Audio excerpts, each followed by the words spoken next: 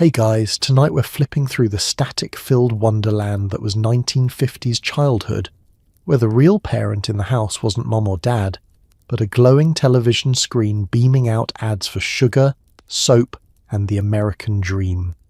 If you thought your childhood was weird, just wait until you hear about the kids whose bedtime stories came straight from cereal boxes and who learned life lessons from a cartoon clown screaming about dish detergent.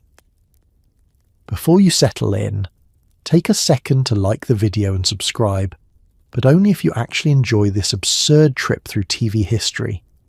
And drop a comment telling me what your go-to comfort food commercial was as a kid. Mine? Anything that promised I could become a superhero if I ate enough marshmallows. Now dim those lights, switch on a fan for that comforting white noise, and get comfortable. Maybe prop your feet up like you're about to watch Saturday morning cartoons, only without the risk of asbestos insulation falling from the ceiling. Let's pause for a moment. Have you ever wondered what it was like to have your entire worldview shaped by animated mascots with suspiciously large eyes? Did kids really believe smoking was doctor approved? Were parents just outsourcing parenting to a guy in a plaid suit selling mayonnaise? Did a generation of children actually beg their mums for radioactive chemistry sets? Or is that just a fever dream conjured by too many jingles? Tonight, you're not just falling asleep, you're travelling back to a living room where the furniture is covered in plastic, the milk is delivered in glass, and the only authority you respect is the announcer's booming voice telling you, 4 out of 5 dentists recommend sugar-coated gum for healthy teeth. Congratulations, you've just woken up at 1955. The TV is already on. You open your eyes and immediately see the real boss of the house, a boxy Zenith television, humming away in the living room. It's 7 a.m. and you haven't even had breakfast, but you already know what's coming. Hours of flickering images, catchy jingles, and a gentle parental neglect masked as screen time. Welcome to 1955, where discipline comes from the FCC and your babysitter is whatever's on Channel 5. The day doesn't really begin until someone clicks the big metal knob and that familiar static crackles to life. The room fills with a glow both cold and comforting, less sunrise, more radioactive toaster oven. You can practically taste the anticipation and the faint dust that coats the screen. The TV isn't just a piece of furniture, it's a member of the family, only quieter than your siblings and significantly more respected than your father's recliner. Sometimes you wonder if the Zenith gets more hugs than you do. Your mother is already up, tiptoeing around with curlers in her hair, clutching a coffee mug that says "World's Okayest Mom." She says good morning, but she's talking to the coffee, not you. Dad grumbles from behind the newspaper, occasionally peering over the top to check the weather. On TV, of course, because why trust your own eyes when a man in a suit can tell you what to believe? The TV offers a routine as steady as sunrise. First, the news. A somber man with hair so shiny it could reflect your insecurities back at you, reads headlines about far-off places you can't pronounce. Then, without warning, the screen explodes into a flurry of dancing cartoon mascots selling toothpaste, cars, or the next big thing in processed meat. The volume never seems quite right, either a polite whisper you can barely hear, or a blaring assault that wakes the neighbour's dog 3 blocks over. You settle on the scratchy carpet, legs crossed, eyes wide, absorbing the wisdom of television's finest philosophers, animated rabbits, talking dogs, and a host of human adults dressed like overgrown children. You trust them all more than you trust your own relatives. They seem to know what's best for you: more sugar, more soap, and apparently more furniture polish. Your parents pretend they're in control. Don't sit too close. You'll ruin your eyes, they warn, from the safety of the kitchen, halfway through their second cup of Sanka. You nod dutifully, sliding a few inches back, but you both know the TV is the one in charge. If the Zenith says it's time for a commercial break, you go to the bathroom. If it tells you about a new toy, you add it to your birthday list. By the time the midday shows roll around, Your worldview has been shaped by a flickering screen and a string of advertisements delivered with the urgency of a presidential address. The TV does what real parents can't. It never argues, it never gets tired, and it always has something to say. It's the ultimate multitasker, teacher, entertainer, and stern disciplinarian all rolled into one. Forget time out. If you're bad, you don't get to watch the Ed Sullivan Show, and honestly, that's the only punishment you'll remember. You don't know it yet, but you're witnessing the birth of a new kind of family dynamic, one where the TV is a silent referee in every argument, a constant dinner guest and the source of every inside joke. You learn your morals from sitcoms, your fashion sense from soap operas, and your negotiating skills from whatever game show is blaring in the background. The grown-ups call it progress. You call it Tuesday. By bedtime, your brain is a stew of jingles, sound effects, and fragments of dialogue you'll parrot back at your bewildered teacher tomorrow. The last thing you see before you go to sleep isn't your parents tucking you in. It's the white noise of a test pattern and the gentle buzz of a machine that never truly rests. Good night, Zenith. Thanks for raising us. At least you never forgot our birthdays. The family couch is shoved awkwardly against the wall, angled for maximum TV visibility. Your parents say grace at dinner, but they worship the glowing screen at night. Every chair is an altar, every coffee table a shrine to the gods of soap commercials and canned ham. If there's a commandment in your household, it's, "Thou shalt not block the television."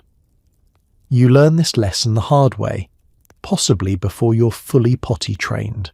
A single misstep, a head bobbing in front of the set during the $64,000 question, and you'll feel the icy glare of a dozen disappointed relatives. Your grandmother, who hasn't walked unaided since 1949, can suddenly lunge across the shag carpet with Olympic agility if you dare disrupt her program. There's a pecking order to the seating too, as ancient and inviolable as any feudal system. Dad gets the best spot, an overstuffed recliner that has seen more naps than a kindergarten classroom. You naturally get the floor.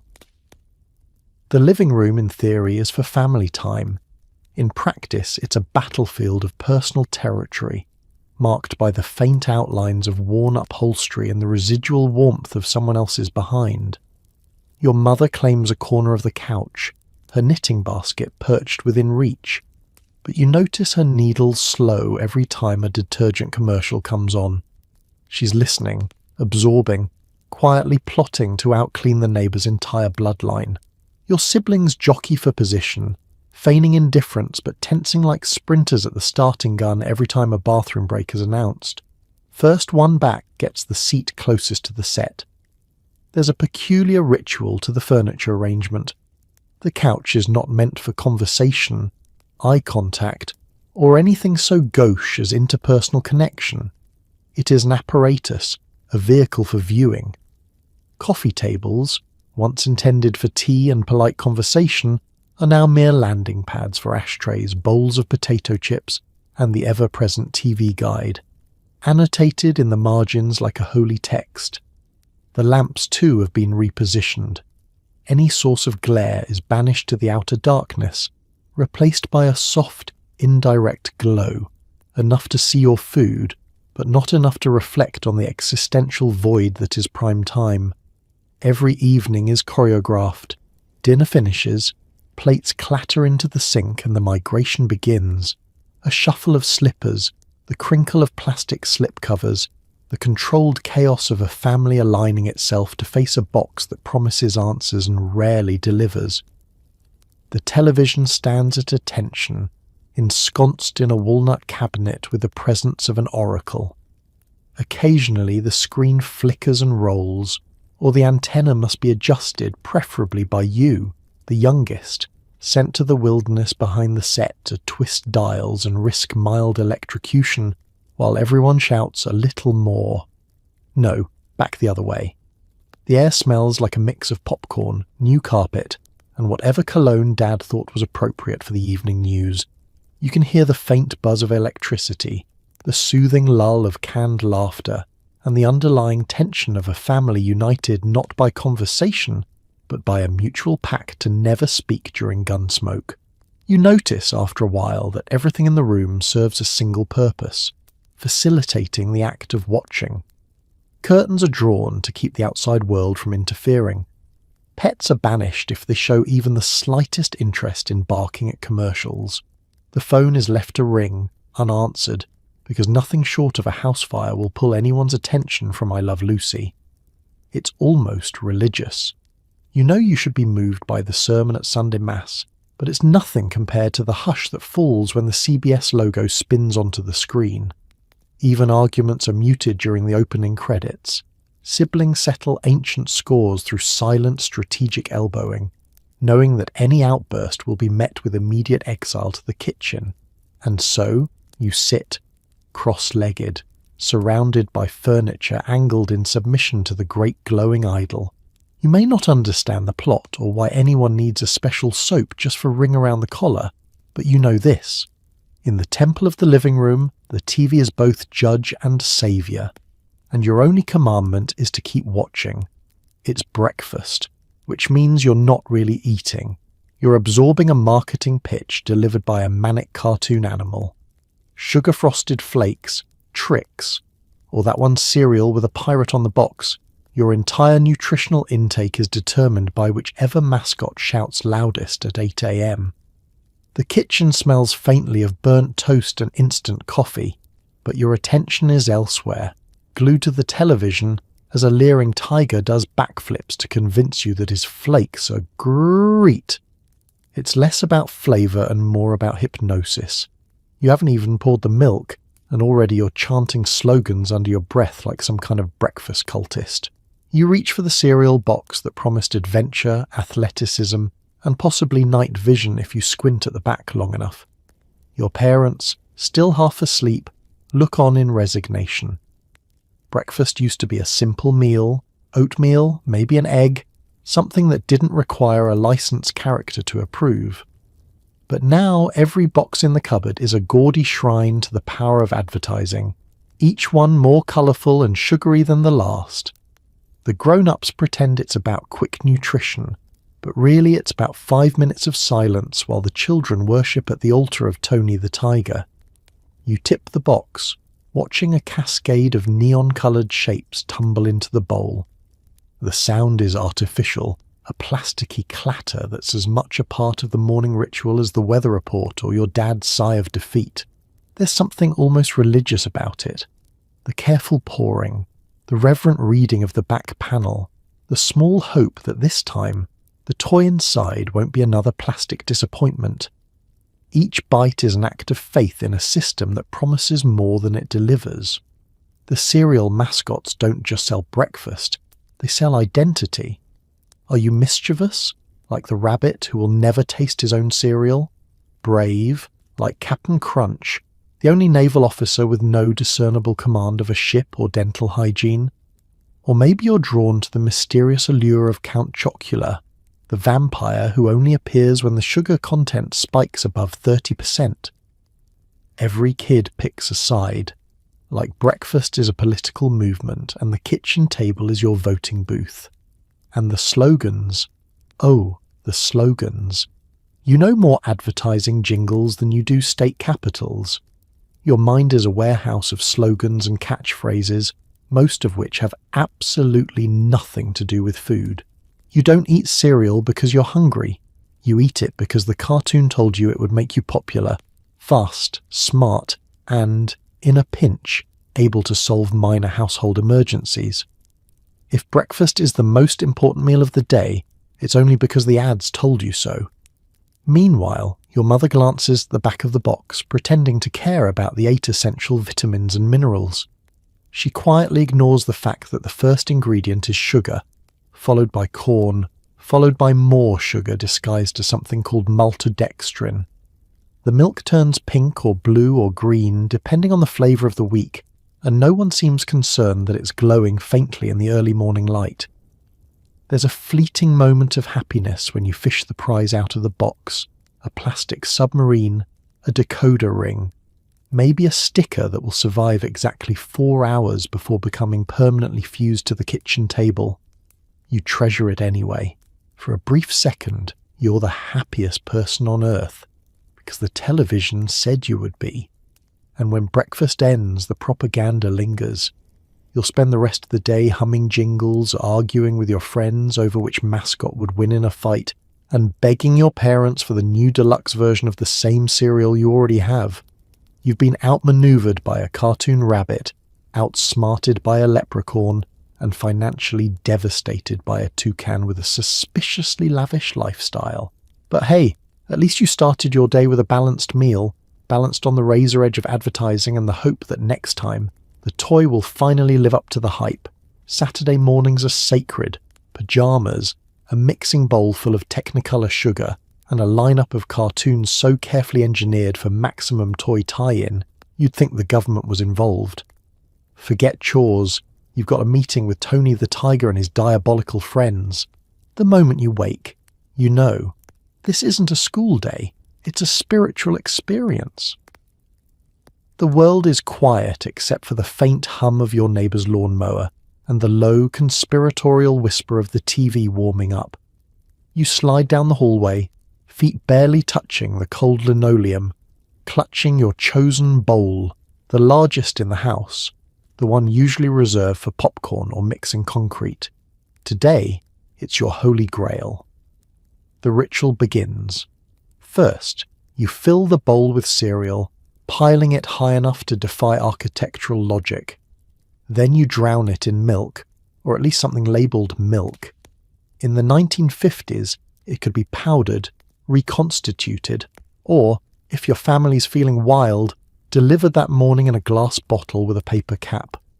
The cereal box sits beside you like a talisman, its mascot grinning with the barely concealed menace of someone who knows exactly what this breakfast will do to your blood sugar. You eat with the TV on, the sunlight slanting through the curtains, your parents wisely staying in bed until the sugar storm passes. Cartoons blast from the set, one after another, each noisier than the last. You're not just a viewer, you're a disciple. Bugs Bunny teaches you sarcasm. The Roadrunner teaches you resilience and how to order from a catalogue. By 9 a.m., you've absorbed more violence, wit, and improbable physics than any adult could reasonably explain. Every 5 minutes, a commercial break summons you to covet a new plastic toy, available for just $1, 99 cents plus box tops, and the patience of a saint. Your siblings join, drawn by the siren call of Looney Tunes and the faint promise of a second breakfast. The living room morphs into a battlefield of elbows, spilled milk, and arguments over who gets to choose the next show. You perfect the art of the silent, strategic box grab. If you're quick, you can read the back before anyone else, memorizing the maze or the decoder puzzle that offers the illusion of learning. Parental authority is reduced to vague warnings from the next room. Don't sit too close to the screen, they call out, but you're already part of the broadcast, your eyes glazed with cartoon zeal.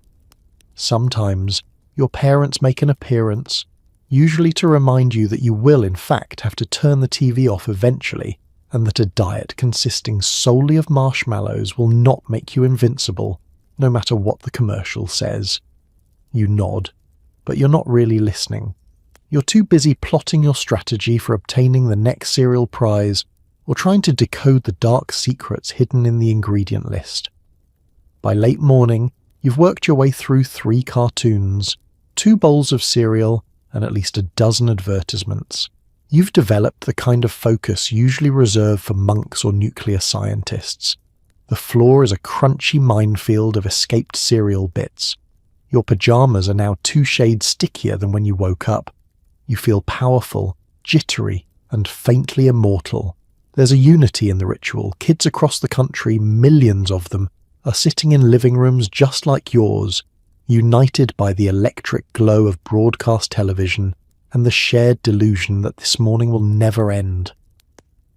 For a few hours you are part of something bigger, a cult of cartoons, a congregation of sugar-fueled acolytes, worshipping at the altar of consumer childhood. But then suddenly, it's over. The cartoons end. The news comes on. Or worse, golf. Your parents reclaim the TV and the spell is broken. You look around, dazed, blinking in the harsh light of reality. The only evidence of your devotion is a bowl ringed with dried milk, a floor littered with sugary shrapnel, and the distant echo of a tiger's voice assuring you that, yes, everything is great. And for one sacred morning it truly was. Every 12 minutes the show pauses so you can be bombarded with pleas for more stuff. Toys, snacks, dental cream, cars. By the time your cartoon comes back, you're convinced you need at least 3 new products, or you'll die of social irrelevance. The transition is always jarring. One moment, you're watching a coyote plunge off a cliff for the 4th time in 10 minutes. The next, you're being assaulted by a clown with a new line of bubblegum that, apparently, will make you faster, funnier, and more popular at school. Your brain doesn't even have time to question the logic. All you know is that life will be incomplete, possibly meaningless, unless you acquire this week's miracle invention. Snack time becomes a reflex, synchronized perfectly with the commercial break. Like Pavlov's dog, you bolt from the floor the instant the credits for the next ad start to roll, tripping over siblings, pets, and that mysterious dent in the linoleum nobody talks about. You arrive in the kitchen, eyes glazed, reaching for whatever's closest. Cookies, crackers, or something called cheese product that comes in a can and should probably have a skull and crossbones on the label. The TV blares from the next room, promising happiness in every box and untold athletic prowess in every sugar cube. You barely taste anything. Every bite is simply fuel for your next sprint back to the living room. You fear missing even a second of your cartoon, partly because you love it, partly because you've learned the hard way that if you linger too long, someone else will steal your spot. Commercial breaks are the Wild West of household lore, where only the quickest, boldest, and most sugar-addled survive. But the commercials themselves, they work on you in ways that your teachers could only dream of. You recite their jingles involuntarily, humming along while you brush your teeth, with the toothpaste you begged for because 9 out of 10 dentists said you should. You memorize catchphrases and slogans with cult-like devotion. If a cereal box told you to jump off a bridge, you'd ask if there was a limited edition toy at the bottom. The advertisers know you better than your own family. They know your fears, being left out, not having the latest toy, failing to impress your classmates with the shiniest pair of sneakers or the loudest snack. The announcer's voice is always warm, reassuring, conspiratorial. Only kids like you know about the secret decoder ring, he intones, and suddenly you're special, part of a club you didn't even know existed. You plead your case at the grocery store, unleashing all the persuasive power of a pint-sized lawyer hopped up on red dye number 3. Sometimes it works. Sometimes you're left to stare wistfully at the unattainable, convinced you'll never be as cool as the kids in the ad, whose hair is always perfect and whose mothers never yell at them to wipe their feet. And the products, well, they rarely live up to the promise. The rocket ship turns out to be a cardboard tube with stickers. The indestructible toy soldier loses an arm before you get home. The snack that promised fun in every bite mostly delivers a suspicious aftertaste and crumbs in your pajamas. You keep hoping, though. Next time will be different. The next product, the next jingle, the next 60-second pitch, surely that one will change everything. As the commercials fade and the show returns, you settle back into your spot, snack in hand, heart still thumping with commercial-induced longing. You're a little more sugared up, a little more convinced that happiness is just a purchase away. The cartoon resumes, and for a brief moment you forget about the toy, the sneakers, the snack until the next break, when the cycle repeats. And somewhere in the back of your mind you wonder if the real entertainment isn't the show at all, but the breathless anticipation of what they'll try to sell you next. You've barely wiped the milk from your chin before the TV starts telling you about the latest must-have toy. Cap guns, model rockets, dolls that wet themselves, each one available wherever toys are sold. No one asks if you want it. The ad already decided. The moment the commercial hits, you're no longer just a kid in pajamas, you're a secret agent, a cowboy, an astronaut, or maybe all three, depending on which 30-second spot hijacks your imagination first. Your living room becomes a runway for plastic vehicles and a testing ground for every dubious as seen on TV feature. The announcer's voice is urgent, breathless, and slightly hypnotic, assuring you that only real kids own the new X1000 Ray Blaster or Dream Date Debbie with real blinking eyes. Your breakfast table transforms into a war council. You strategize with your siblings. Should you pool your allowances for the rocket car? Or will that just end in heartbreak and accusations when it only travels 3 feet before exploding in a shower of disappointment? You try to read the fine print at the bottom of the screen, but you're 8, and the only words you recognize are batteries not included and some assembly required, ominous prophecies that haunt your toy dreams. It doesn't matter how many toys you already own. The commercial assures you that this one, this time, will fill the yawning void inside your sugar-addled soul. The kids in the ad look deliriously happy. Their homes suspiciously tidy, their parents never yelling about tiny wheels left underfoot. You're convinced the right toy will make you smarter, faster, more popular, and, in the case of the new deluxe spy kit, possibly immune to adult supervision altogether, you start plotting your campaign. The most advanced tactics are reserved for birthdays and holidays, but in emergencies you can deploy the big guns, the impromptu tantrum, the cereal box coupon redemption, or the old-fashioned guilt trip. But all the other kids have one. Your parents, for their part, are largely immune. They've seen this look in your eyes before, the wild, desperate glint of a child under the influence of mid-century marketing. Sometimes they cave, but usually they counterattack with a devastating reminder that you still haven't played with the magic tricks that you swore would make you rich and famous last year. If you're lucky, if the stars align and your allowance has not been squandered on comic books and jawbreakers, you make the pilgrimage to Toylandia itself, the local department store. Here, aisles stretch on forever, lined with rows of bright boxes, each one promising adventure, happiness, or at the very least a choking hazard. You beg, you plead, you negotiate the complex emotional terrain of parental bribery. Sometimes you win, walking out with a toy so glorious you almost forget to breathe. Other times, you leave empty-handed, nursing a grudge against capitalism and your mother's commitment to teaching you the value of money. Of course, no toy ever works quite like it did on TV. The rocket only launches once, directly into the neighbour's dog. The doll's realistic features last approximately 3 days before its eyes stick permanently closed, and the cap gun mysteriously vanishes after your 4th straight afternoon of neighbourhood warfare. But it doesn't matter. The cycle will begin anew tomorrow, with a new commercial and a new promise of superpowers just one purchase away. At the end of the day, as you drift off to sleep, your toys scattered across the floor like tiny plastic soldiers, you still believe. Because in Toylandia, hope is renewable, disappointment is temporary, and the next great adventure is always available wherever toys are sold. The TV lady in pearls assures your mother that her value as a human is directly tied to the brightness of your socks. The house must sparkle, anything less is social ruin. And if the neighbours see a spot on your shirt, expect a government inquiry.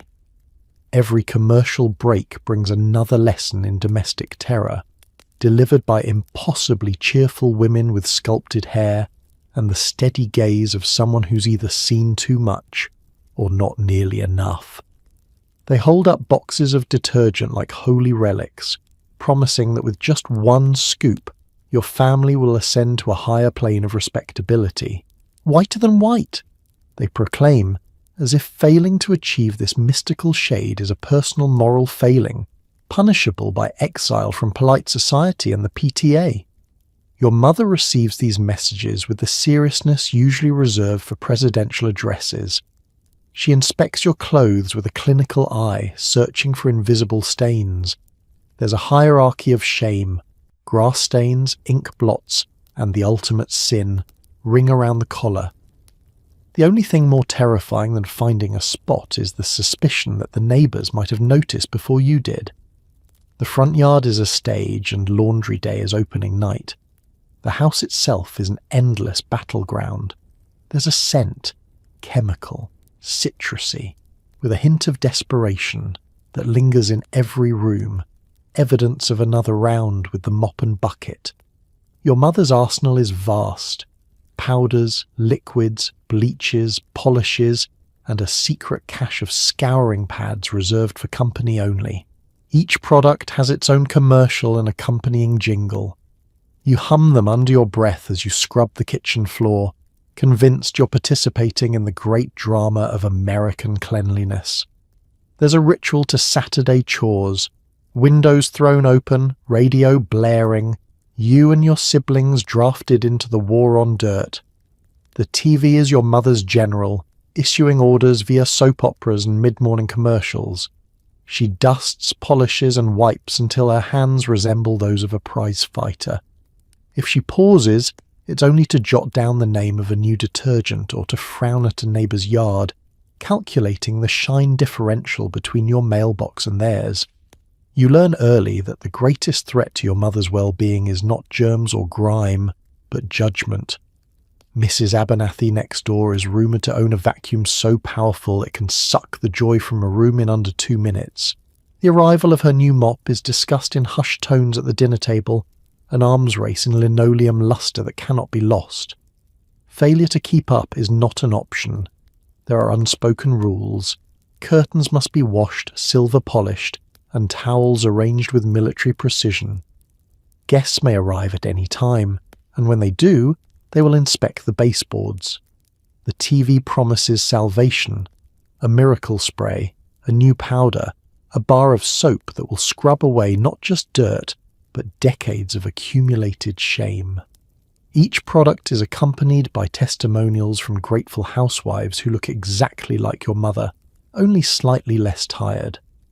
They beam at the camera, clutching their pristine towels, and assure you that with the right detergent, happiness is within reach. You begin to wonder if cleanliness is an actual virtue, the secret ingredient in the American dream. Maybe success isn't measured in gold or glory, but in the blinding glare of sun bouncing off a freshly waxed floor. Maybe heaven itself is just a suburb where every window sparkles and every sock is as white as the driven snow. By bedtime, you're half convinced the only thing standing between your family and complete societal collapse is that new bottle of lemon-scented floor cleaner under the sink. Your mother sleeps soundly, dreaming of spotless counters, while the rest of you pray that tomorrow's commercials don't introduce another must-have miracle. Because in the cult of clean, salvation is always just one wash away. Imagine you're watching a cartoon, and suddenly the break features a friendly doctor explaining how much he enjoys his daily smoke. 9 out of 10 doctors recommend something that will absolutely kill you by 50. You wonder if grown-ups are okay. This is not an exaggeration. In 1955, the distance between Cartoon Cat and cigarette ad was exactly the time it took for your father to mutter, "Now." That's a real man and your mother to change the ashtray. The lines were blurred, and so, frankly, was the air.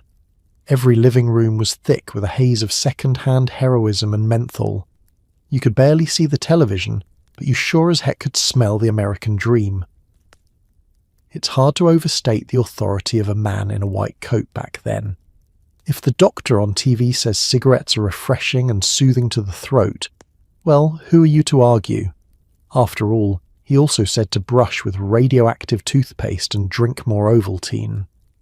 Grown-ups nod, satisfied, as if the only thing standing between you and good health is a carton of Lucky Strikes. You start to wonder if maybe the periodic table is just a list of future cigarette flavours. Your parents are model citizens, at least according to the commercials. Dad's after-dinner routine: loosen the tie, unbuckle the belt, and reach for a smoke with the solemnity of a religious ritual. If he's feeling especially lively, he'll light up 2 at once during the evening news, exhaling with the deep contentment of a man who has successfully avoided talking about his feelings for another day.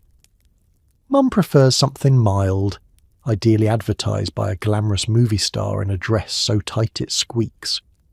She aspires to the elegance of a woman who can vacuum with one hand and hold a cigarette with the other, all while keeping her lipstick perfect. Kids, meanwhile, absorb these messages with the wide-eyed sincerity of the truly impressionable. The Marlboro Man, with his weathered face and heroic squint, is everywhere. Billboards, magazines, matchbooks. He looks like he could wrestle a steer or fix your bike. You don't know what's in his saddlebag, but you assume it's either cigarettes or the answers to life's greatest mysteries. Cowboys smoke, doctors smoke, Santa Claus probably sneaks one in behind the reindeer shed. It's not just normal, it's aspirational. You play make-believe with candy cigarettes, blowing clouds of powdered sugar and practicing your best squint. The older kids teach you how to tap the end like a seasoned pro, and you memorize taglines. More doctors smoke Camels. Toasted for your pleasure. The smooth taste preferred by America's best families. No one blinks. If anything, grown-ups seem proud. A sure sign of maturity is the ability to stand in a circle and cough politely. The irony, of course, is that the same adults who warn you about running with scissors will cheerfully send you to the corner store to buy their favourite brand. You stand on tiptoe, hand over a crumpled note, and return triumphant, the paper bag warm from the sun and the vague approval of the cashier.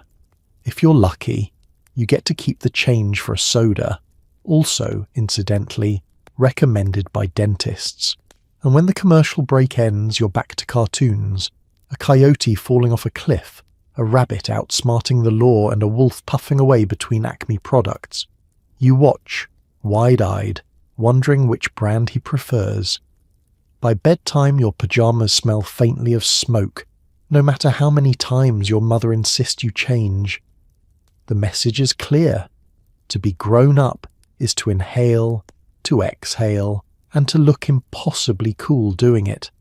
The doctor said so after all. You fall asleep convinced that the future will be filled with white coats, wide open spaces, and just a hint of menthol. And for a brief moment, you hope grown-ups know what they're doing. Because if not, well, at least the commercials are entertaining. You can't remember your times tables, but you know every word to the jingle for liver-flavoured dog food. The catchier the song, the more likely you'll beg for the product in the grocery aisle, proving Pavlov was an amateur compared to Madison Avenue.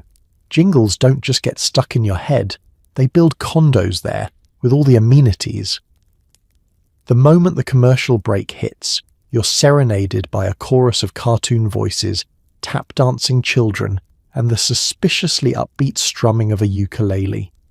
They sing about soap, soup, soda, and socks, all with the single-minded goal of worming their way into the soft, spongy part of your brain reserved for critical information, like your home address or where you hid your Halloween candy. Only the jingle is stronger. It persists. It outlasts you. Even now you can hum the melody for that shampoo commercial you haven't heard in 20 years. Your parents catch themselves whistling a theme for motor oil, mortified.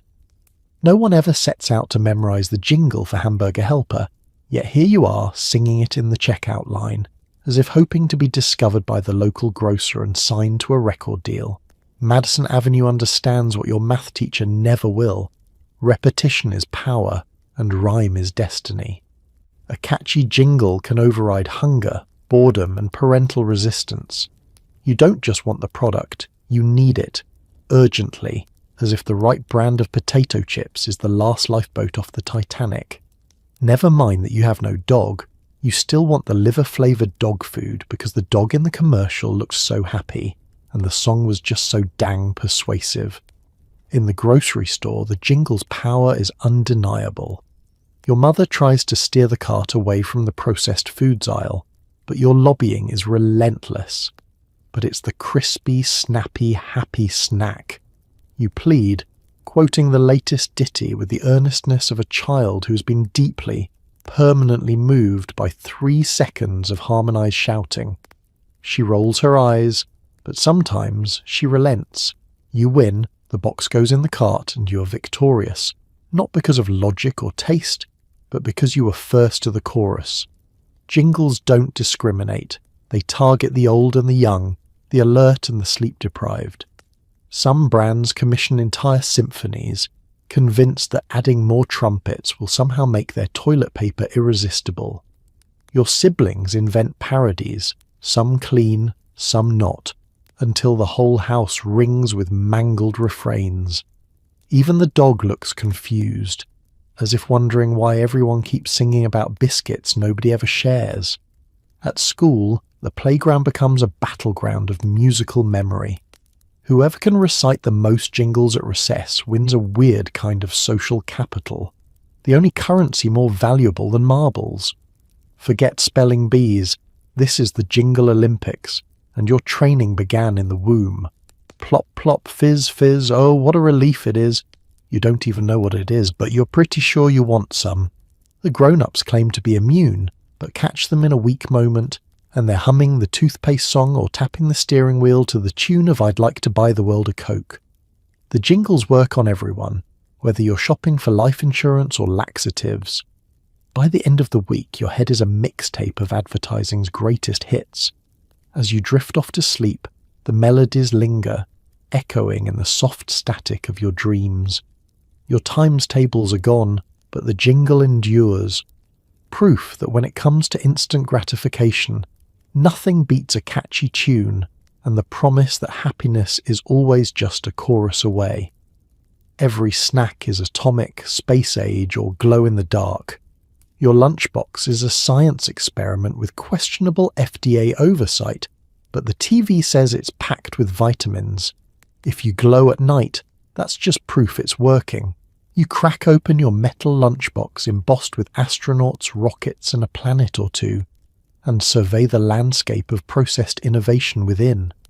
The sandwich is an afterthought, a humble stowaway tucked between the main attractions. Snack cakes with a chemical sheen, a packet of drink mix that turns water the colour of plutonium, and potato chips so thin you suspect they're the result of government-funded nuclear fission. There's a pudding cup in there that never spoils because science, and a granola bar that probably predates Sputnik. TV commercials have spent the whole week convincing you that these are the foods of the future. The kids in the ads look like tiny cosmonauts, bouncing in moon boots, grinning at tangy powders, and beaming with the smug certainty that their insides are being fortified at the atomic level. You want to be like them. You want to eat like them. So what if the cheese curls leave a residue that can be seen from orbit? That's just your body adapting to the modern age. Your mother buys snacks according to their fortified promises and futuristic packaging. Vitamin D, calcium, energy crystals. It's not clear what any of these things are, but if the box has a rocket or a jetpack, it's going in the cart. The FDA might have questions, but your parents don't. Why would they, when a commercial assures them that glowing green gelatin is both nutritious and patriotic? Red dye. Number 2 is a staple. Its job is to make every snack look like it was forged in the heart of a supernova. The TV claims this colour stimulates appetite and imagination. You suspect it might also explain why half the kids at recess are bouncing off the monkey bars at 9 a.m. You eat fruit snacks so neon that you could guide a ship to safety in heavy fog, and if the apple slices turn brown, that's just because they aren't trying hard enough. Atomic is a selling point, not a warning.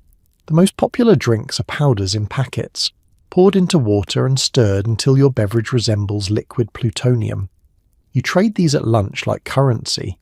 The kid with the rarest flavour, aqua blue raspberry melon explosion, is basically the president.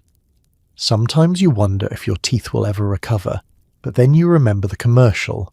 The smiling child, the waving astronaut, the solemn announcer swearing this is what real American kids eat. How could it be bad?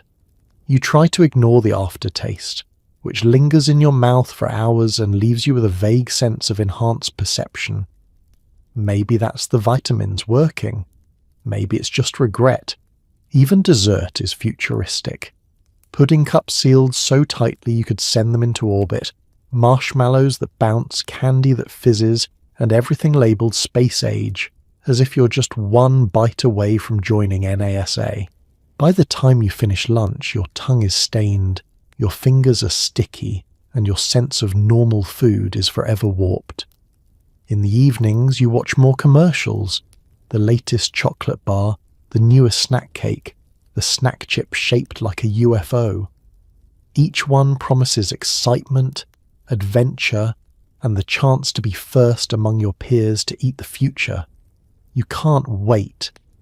And as you drift off to sleep, your stomach rumbling and your dreams filled with neon rockets and smiling spacemen, you think, maybe you really are eating tomorrow.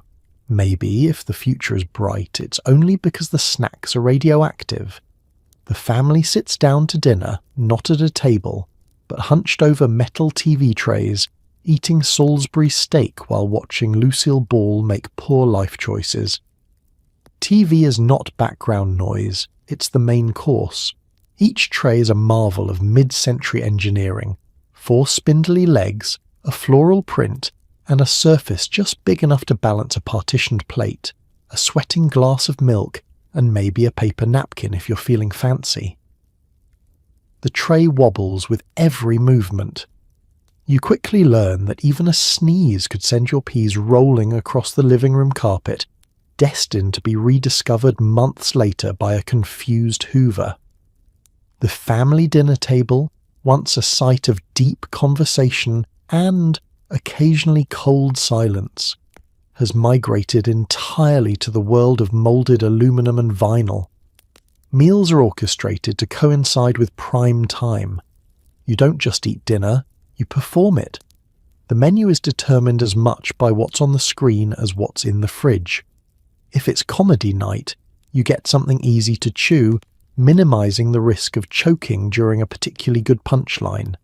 If it's drama, you might get a casserole, dense, steady, a meal you can contemplate between plot twists. Your mother times everything perfectly, removing the TV dinners from the oven with the precision of a stage manager, calling places just as the opening credits roll. The TV trays democratize the meal in ways the old table never did. There are no assigned seats. Everyone gets a front row view, angled just so, no child left behind unless you're late, in which case you get the blurry side angle next to the hallway.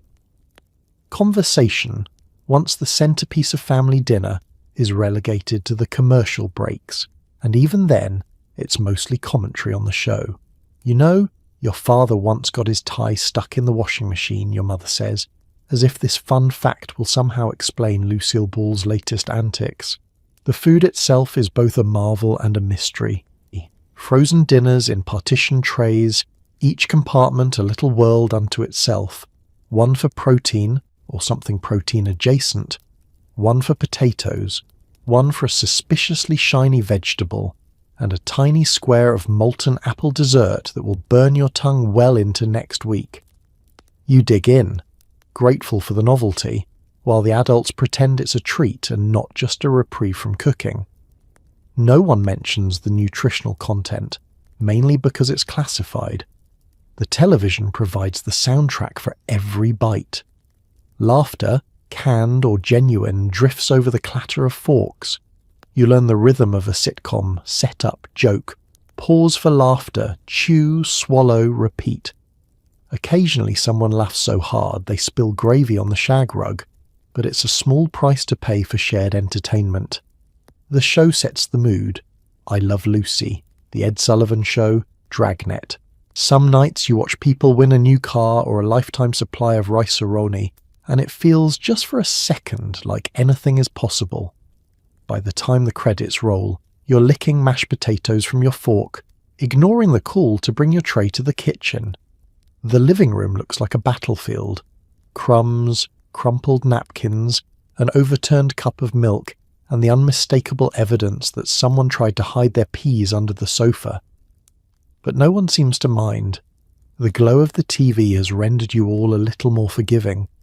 You don't remember much of the conversation, but you remember the warmth of those evenings, the shared laughter, the feeling of being part of something bigger than yourself, even if that something was a family-sized meatloaf and a sitcom rerun. Dinnertime theatre wasn't just about the food.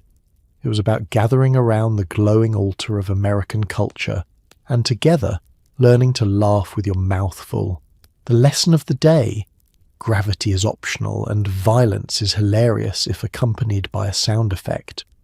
Parents fret about the youth, but the only lasting damage is to your sense of how physics works.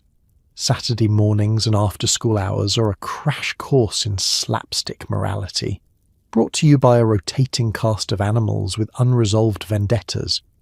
Wile E. Coyote explodes, reinflates and dusts himself off, all before the Acme Corporation's logo even fades.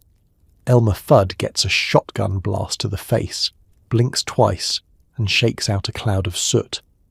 Tom gets pancaked by a piano, and by the next scene, he's good as new. No vet bills, no existential reckoning, just a slightly dazed expression and a cartoon halo if things really went south. It's also reassuringly consequence-free. You, on the other hand, have to make do with band-aids and lectures about indoor voices when your own experiments with cartoon logic end with a toppled lamp. The TV, however, never seems worried. If someone gets bonked on the head with a mallet, it's not an injury, it's a punchline. As long as there's a boing, a splat or a slide whistle, no harm, no foul. You learn a lot from these animated chaos agents. For example, falling off a cliff is fine as long as you don't look down first. Chasing a rival through traffic is not only normal, it's an essential right of childhood. If your scheme fails, all you need is a bigger, more elaborate gadget, preferably ordered by mail from a mysterious desert catalogue. There are no parents in sight, no adults wagging fingers, just pure distilled rivalry, solved with slingshots, slaps, and a surprising amount of dynamite for an allegedly safe children's program. Your mother clucks her tongue in the background, worrying out loud about the effect this violence will have on your impressionable mind. The truth is, the only impression you're left with is that cats bounce, ducks survive hunting season, and if you're ever in a jam, just paint a tunnel on a wall and run through it at full speed.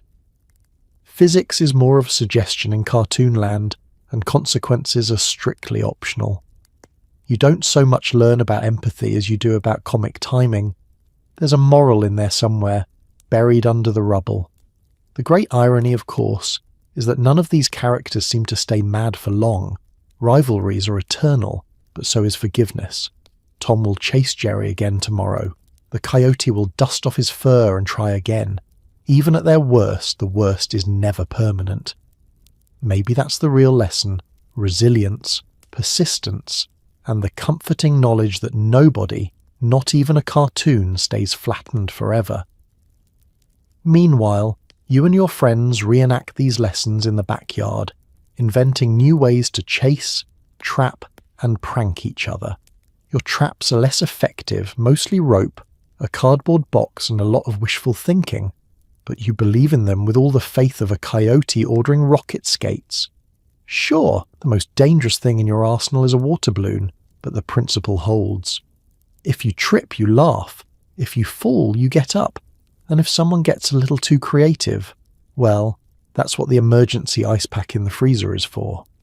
Years later, you'll realise you never learned how to solve a conflict with words, but you can still whistle the theme from Looney Tunes. You won't remember the plot, but you'll remember how it felt to see someone spring back, no matter how many anvils life dropped on their head. Because in the world of cartoon violence, nothing is permanent, except maybe the sound of laughter as the dust settles and the credits roll. And honestly, that's the best lesson of all. Somehow the TV knows exactly who's watching. Toys for you, dish soap for mum, aftershave for dad. You start to wonder if the man inside the TV can see you. It's uncanny, the uncanny valley of mid-century marketing. 1 minute you're transfixed by a high-speed car chase involving cartoon animals, and the next, A soothing baritone is addressing your mother by name, assuring her that only the new Lemon Fresh detergent can truly secure her place in the neighbourhood pecking order. As soon as she starts folding laundry, the pitch pivots. Now it's Dad's turn, and the announcer's voice drops half an octave. Suddenly the screen is filled with rugged men, three-piece suits, and cars so long they have their own zip codes. If you listen closely, you realise you're living through 3 different TV realities at once. For you, it's a non-stop parade of toys, breakfast cereals, and the wild promise that if you just eat enough cornflakes, you'll grow up strong, smart, and possibly able to leap a mailbox in a single bound. Every cartoon commercial is a carefully disguised wish list. Even the dog seems to get his own ads, glossy bags of kibble, endless varieties of biscuits, and the vague threat of bad breath if you forget the latest canine dental chew. Your mother's commercials are a relentless barrage of products promising transformation. Spot-free glasses, whiter sheets, floors that shine so brightly the neighbours need sunglasses to look in the window. Sometimes it's not even about the product, it's about the performance. Imagine the look on her face, the announcer says, when your bathroom sparkles like the top of the Chrysler Building. She glances around the living room, briefly suspicious, as if the neighbours are already judging her dust bunnies through the walls. Then it's Dad's turn. During the news or any show involving a hat, the ads become a masterclass in manliness. He's presented with a world of possibilities, luxury cars with more chrome than sense, aftershaves that promise instant respect, and cigarettes with taglines like "Built for Champions." Apparently, all you need to achieve rugged independence is a cologne that smells like fresh asphalt and success. You begin to wonder, does the TV know you're there? It always seems to deliver exactly what you didn't know you needed. Sometimes you stare at the screen, trying to catch the eye of the announcer. Just once, you want him to break script and say, "Hey, you in the pyjamas, lay off the sugar and go play outside." But he never does. He just smiles, winks, and resumes pitching the latest toy that makes your current toys look like antiques. Even mealtime is an exercise in demographic targeting. Commercial breaks during the family show feature a carefully curated mix. First, a toy for you, collect them all. Then a new type of instant coffee for Mom, followed by a car commercial so epic it could double as a short film about manifest destiny for Dad. You realise your entire family is being courted one after the other, like contestants in a never-ending game show called Who Will Buy the Most. Your parents pretend not to notice, but sometimes you catch them singing the jingles, their defiance worn down by repetition and the faint hope that, maybe, this really is the soap that will change everything. Even the dog falls under the spell, tail thumping in anticipation when the jingle for his treats comes on. By the time bedtime rolls around, your head is spinning with a jumble of desires. The toy you absolutely must have, the snack you've never tasted but now crave, the inexplicable urge to compliment Mom on the gleam of the linoleum. The TV has spoken, and each of you leaves the couch convinced you've made an independent decision, even as you shuffle off, humming different jingles in harmony. And as you drift off to sleep, you wonder if the man inside the TV will visit your dreams, pitching a better pillow, softer sheets, or maybe just the comforting certainty that, no matter what, he always knows exactly what you want, even before you do. Lead paint, asbestos, radioactive toys, all advertised as safe and wholesome. The TV assures you science has your back, and if you start to feel dizzy, just lie down until the dizziness goes away. This is the age of innovation, where the latest breakthroughs arrive not with caution but with confetti. Your home is a showcase of progress, each surface and appliance boasting the future's finest features, none of which, in hindsight, should be inhaled, licked, or left unsupervised near open flames. The living room walls, painted a cheery sunshine yellow, are glossy with lead. The windows are insulated with fluffy white asbestos, builder's miracle mineral fibre, and the new floor wax promises a sheen so bright it could double as an airport runway, assuming you don't slip and shatter a femur. It's all so reassuring. The TV commercials brim with trust. Cheerful mothers in pressed aprons spread paint with bare hands, smiling as their children trace sticky fingers along the trim. Dries fast, last forever, and non-toxic, the announcer crows, just before reminding you to keep out of reach of pets and grandmothers. Science has solved everything: mold, heat, noise, and possibly a few existential questions, so why ask what's in the formula? If it makes life easier, it must be safe. Toys are another adventure in reckless optimism. Your favourite chemistry set arrives with real uranium samples guaranteed to glow, and possibly guaranteed to cause your parents sleepless nights. You and your friends gather for science experiments, which usually involve something bubbling, something smoking, and a hasty dash for the door. The TV ad claims the set is fun for the whole family, and you believe it, at least until your eyebrows grow back. If you're not building atomic models, you're chewing on plastic dinosaurs, teething rings and dolls, all infused with a rainbow of heavy metals for that perfect colour and shine. The plastics smell vaguely of new car and regret, and you start to wonder why your tongue tingles after you've gnawed on the same toy for a week. Not to worry. The commercial assures you it's tested for safety, though the fine print is smaller than the warning on a pack of dynamite. The kitchen is a chemical wonderland. Non-stick pans leach their secrets with every meal, and the miracle oven cleaner can dissolve the toughest stains, and possibly your fingerprints. Even food gets a futuristic upgrade. Processed cheese glows in the dark, margarine is whipped with science, and canned vegetables retain the same nutritional value as the tin they come in. If you feel a little off after dinner, the solution is simple. Switch to another brand or just chase it with more tang. And yet everything looks so inviting. The colours are brighter, the surface is shinier, and even the dust seems more glamorous than in previous generations. The announcer insists your home is now safer, cleaner and more modern, at least until you discover why your canary keeps passing out. The only real advice is to trust progress and call the doctor if you sprout a third arm. Your parents might joke about the good old days. When we were kids, we didn't need safety labels, but you suspect they're just trying to keep you from questioning why the attic smells like a science fair. The TV keeps smiling, the products keep coming, and you keep growing, maybe a little too fast, maybe in all the wrong directions. By bedtime, you're still a little dizzy, but the house sparkles, the toys glow, and you're convinced that tomorrow's inventions will be even better, shinier, and just a little bit more radioactive. After all, the future is bright, maybe dangerously so. Even your toys come with commercials teaching you how to sweep, iron, and smile through existential dread. The goal? Become the perfect little homemaker before you hit puberty. It starts early.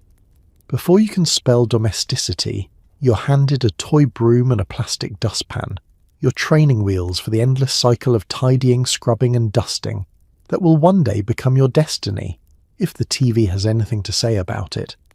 The commercials make it look fun. A doll in a frilly apron pirouettes with a mop beaming at the invisible cameras. The little girls beside her grin like their lemonade has been spiked with pure optimism. You absorb the message. Joy is a polished floor. Happiness is a wrinkle-free dress, and the height of achievement is matching your curtains to your throw pillows. The toys themselves are a curriculum. There's the junior laundry set, complete with tiny linty sheets and a clothesline for those long afternoons when your mother runs out of patience and hands you the socks to practice folding. The easy iron, no actual heat thankfully, lets you smooth out imaginary wrinkles in a future filled with metaphorical ones. And if you're really lucky, you'll get the little cook set, so you can prepare a feast for your dolls, or for your little brother, who will promptly refuse to eat anything that doesn't resemble a peanut butter sandwich. Every commercial, every jingle reinforces the lesson. A good girl is a clean girl. She picks up after others, wipes her brow with grace, and never complains about her lot, at least not out loud. The TV tells you to make cleaning a game, as if whistling while you work is the secret ingredient to a happy life.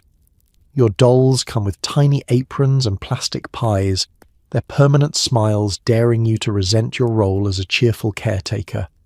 Meanwhile, the mothers on TV, always in pearls, never in sweatpants, move through their homes like ballerinas, vacuuming with one hand and dabbing at imaginary stains with the other. There's never a hair out of place, never a moment when they stare into the middle distance and wonder if they were meant for more. You don't realize it yet, but these performances are just that. Performances, staged for an audience that expects perfection and rewards it with another box of detergent or a pat on the head. You watch your own mother try to match the standard, her own pearls replaced by a tired ponytail and a robe with pockets stuffed with receipts and stray crayons.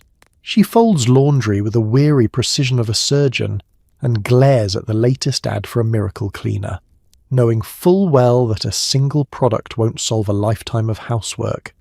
Sometimes you catch her watching you and your sister sweeping the kitchen with your toy brooms, and she smiles, a real smile, not the plastic kind from the commercials, and so you play along. You sweep, dust, and iron, practicing for a future where the value of your work will be measured in sparkle and scent. Your brother, meanwhile, is building model rockets or shooting imaginary bad guys in the backyard. His commercials are filled with adventure, speed, and the promise that one day he'll drive a car bigger than your living room. The good housewife myth is sticky. Like syrup on the breakfast table, it clings to you even as you try to wash it away. But every so often, you catch a glimpse of the truth, hidden in the exhausted laughter of your mother or the moment you and your sister decide to use the Easy Iron as a spaceship control panel. Maybe you'll grow up to clean and smile, or maybe you'll rewrite the script, one chore at a time. Because while the toys may teach you to polish, fold and sweep, the greatest act of rebellion might just be setting the broom aside and seeing what else you're capable of. Pearl's optional. You're not a kid, you're a cowboy, spaceman or secret agent, depending on which toy company paid for the best ad slot. Every playground is a Wild West shootout, and every conflict is settled by who has the most authentic hat. The transformation begins as soon as the commercial airs. There's no resisting it. The TV screen flickers with promises of frontier glory, astronaut fame, and the kind of authority that only comes with a shiny badge and the ability to yell "freeze" at your enemies, or, more realistically, your younger siblings. The latest ad flashes across the living room, a blur of six-shooters, jetpacks, and rugged sidekicks. Before the narrator can even finish telling you where to buy, you've mentally inventoried your costume options and plotted your next raid on the family coat closet. Your parents, wisely, try to stay out of the way. They've learned to recognize the look in your eyes, part manifest destiny, part sugar rush. Within minutes, you've secured a floppy felt hat, a dish towel tied around your neck, and the plastic cap gun from last Christmas, fully loaded with those little rolls of caps that smell like gunpowder and excitement.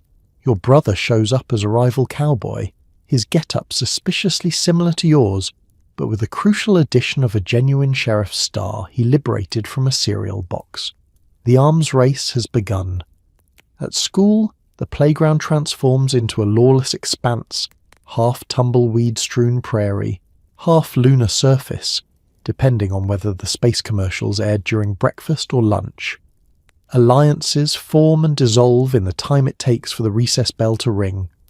Your best friend might be your trusty deputy one day, and a sworn enemy the next, all because he managed to snag the last cowboy hat at the department store. Factions rise and fall, badges change hands, and a paper towel tube becomes a telescope, a bazooka, or the world's most impractical lasso. You quickly learn that authenticity is currency. The more accurate your costume, the more respect you command.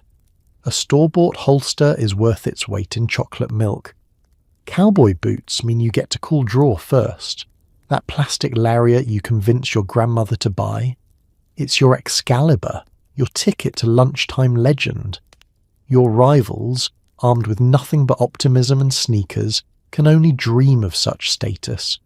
The commercials never mention how itchy the hats are, or how your parents will put their foot down when you try to wear spurs to bed. They gloss over the problem of sharing, a single badge and 10 would-be sheriffs. And nobody warns you that the holster makes it impossible to sit cross-legged without injury. Still, you endure, because style is pain, and fame is fleeting.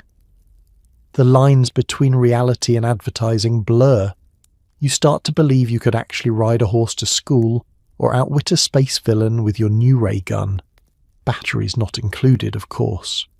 Your backyard becomes Boot Hill, the surface of Mars, and the set of every serial you've ever seen, all before dinner. The stakes feel real. Whoever loses the standoff has to eat the weird casserole with peas in it. Every night, you drift off to sleep with your hat beside your pillow and dreams full of high noon duels and dramatic rescues. You might not remember your spelling words, but you know how to say this town ain't big enough for the both of us with just the right squint. And years later, when the commercials have faded and the hats have lost their shape, you'll still feel a little thrill whenever you see a tumbleweed or a dish towel blow by. After all, the playground may be quieter, but in your head, you'll always be the quickest drawer in the living room. Sweets are everywhere, and the commercials are louder than your actual parents. You learn more about nutrition from bubblegum jingles than from school, which explains a lot about your dental records. Candy is currency. It's the national pastime, the glue that binds the playground hierarchy together, and the reason you're convinced that anything not neon-coloured is a health food. The TV works over time, broadcasting a rainbow parade of treats, gumballs, jawbreakers, taffy, lollipops as big as your fist.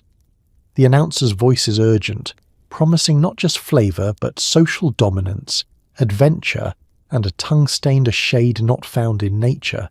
Every commercial is a declaration of war. Two kids race down the block, elbows out, competing for the last pack of bubble gum at the corner store. A girl somersaults across a living room just to be first to the candy bowl. There's always a slow-motion shot of a wrapper being peeled back, a zoom-in on a cartoon mascot winking knowingly, and the absolute guarantee that if you eat this, you will be the coolest, fastest, happiest kid in your zip code. Breakfast blends seamlessly into snack time.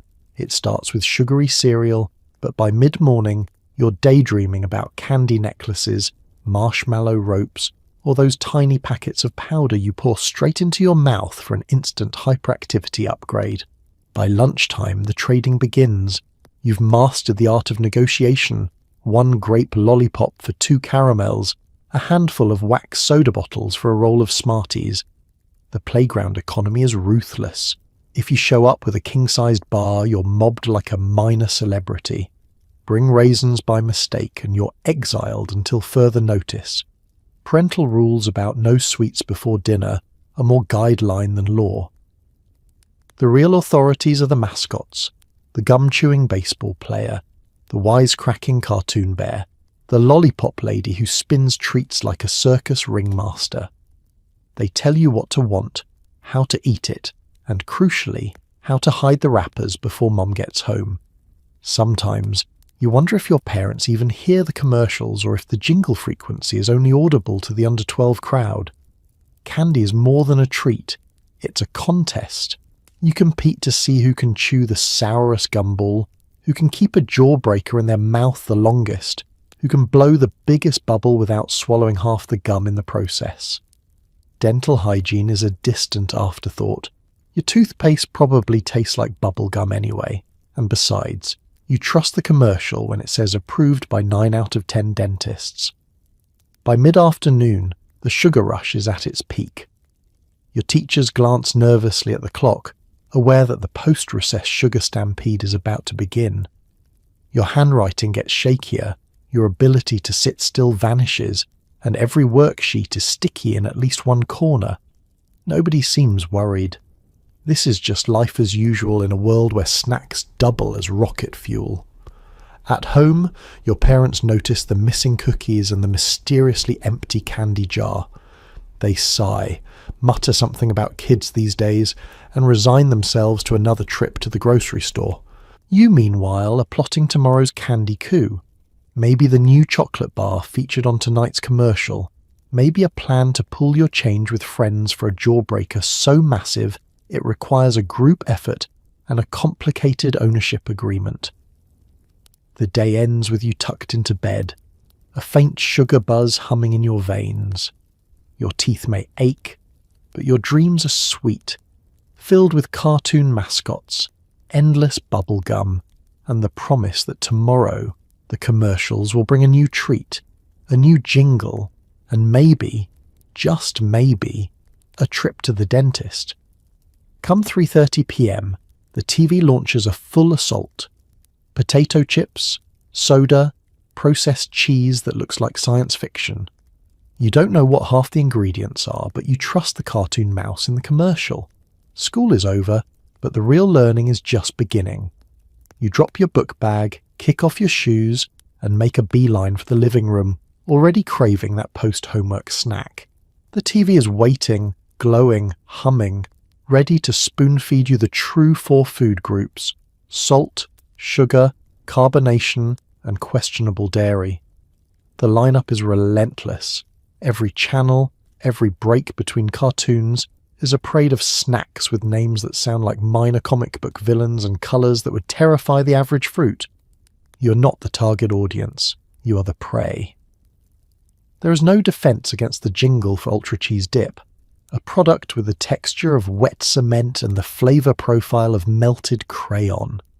The commercial shows a group of kids in a treehouse, laughing hysterically as they dunk chips into the fluorescent goo. It's fun! It's nutritious! It's sort of food, the announcer crows, and you believe him.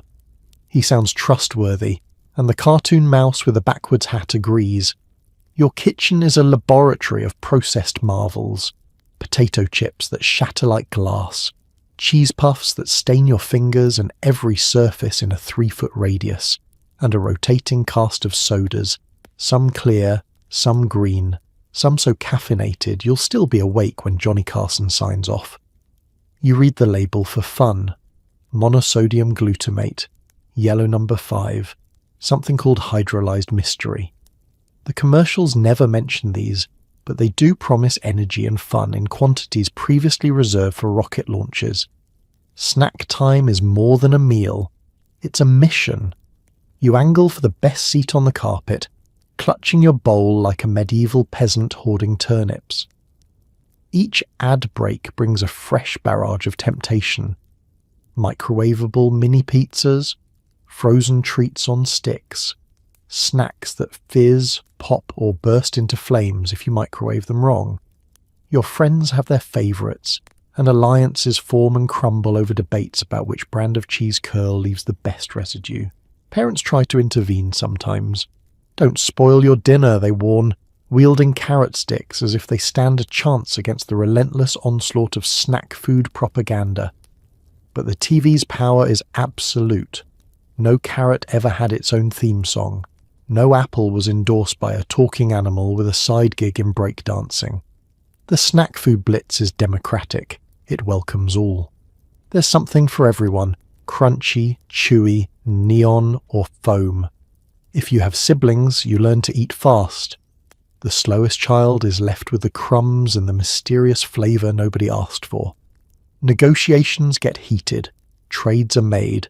I'll swap you 2 pizza rolls for your soda. Throw in the last chip and you've got a deal. Snack time is the free market at its purest, ruled by supply, demand, and how much you're willing to risk for the last chocolate sandwich cookie. By the time your mum calls you to set the table, you're already full of snacks, of commercials, of a deep suspicion that maybe, just maybe, food isn't supposed to glow in the dark. You wipe your orange fingers on your jeans, blissfully unaware of the nutritional reckoning to come. Still, you're content. Tomorrow, There'll be more snacks, more commercials, more cartoon animals leading you cheerfully toward another bowl of something you can't quite pronounce. And for a few glorious hours each afternoon, you're convinced that this feast of artificial flavors and animated mascots is the good life. You may not know what's in your snack, but you know this. After-school freedom tastes like sugar, crunches like chips, and comes with a jingle you'll never quite get out of your head. TV ads make it clear your hobbies, dreams, and future career depend entirely on your gender. You want the toy truck? Better hope you were born with the right chromosomes. Otherwise, enjoy your new tea set. From the moment the commercials start, the rules are spelled out in a rainbow of primary colours, with pink and blue doing most of the heavy lifting. The TV doesn't just tell you what to buy, it tells you who to be.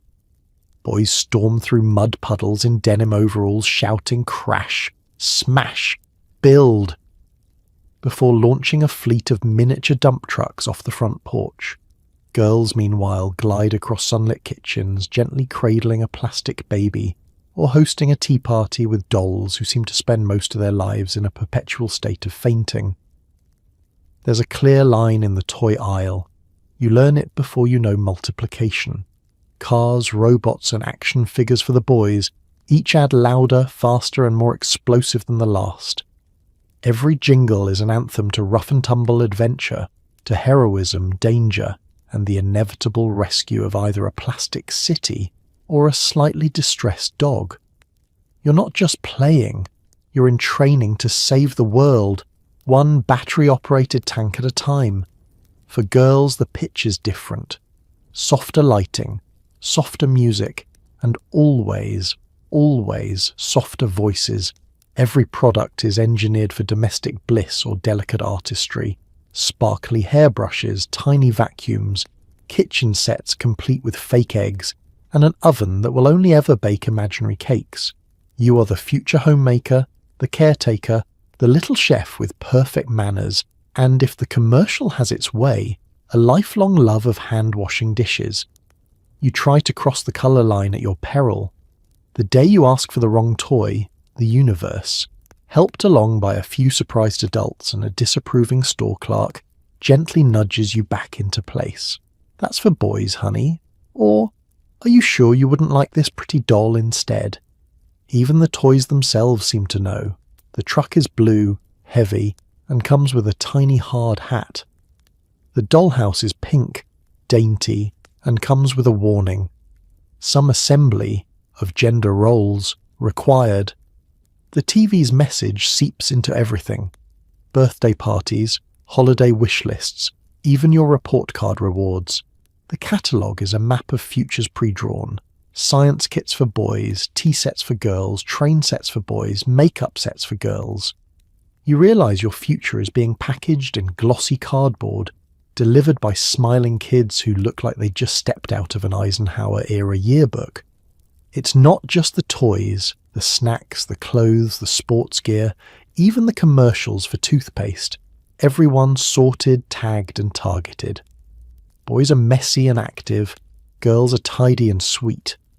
Boys need strong teeth for adventure, girls need bright smiles for charm. You start to believe it, even if something in you itches at the edges. Your parents play along, some with relief, others with resignation. It's just the way things are, they say, as they hand you the pink-wrapped birthday present or the blue-striped lunchbox. Maybe they really believe it. Or maybe, like you, they're just following the script handed down by a generation of jingles and gentle prods from the TV. You watch, you absorb, you sort yourself. Sometimes you rebel, sneaking a boy's toy into the shopping cart or trading for a girl's toy at school. Sometimes you settle, learning to make the best of whatever colour your box happens to be. Because in this parade the rules are clear. Blue for boys, pink for girls, and a future carefully colour-coded just like the commercial said.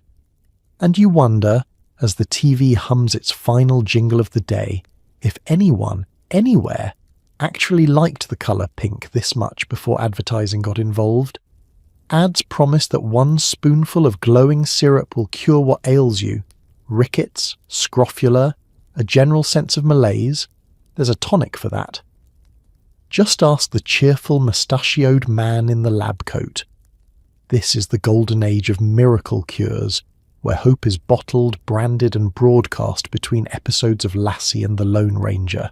The man on TV is always beaming, always trustworthy, and always a little too enthusiastic about the mystery elixir he's stirring with a spoon the size of a canoe paddle. "Just 1 dose a day," he declares, as animated children leap over fences, climb trees, and presumably their own chronic fatigue. The bottle glows with a faint radioactive charm, and you're pretty sure it's the only thing in the medicine cabinet that could double as a nightlight.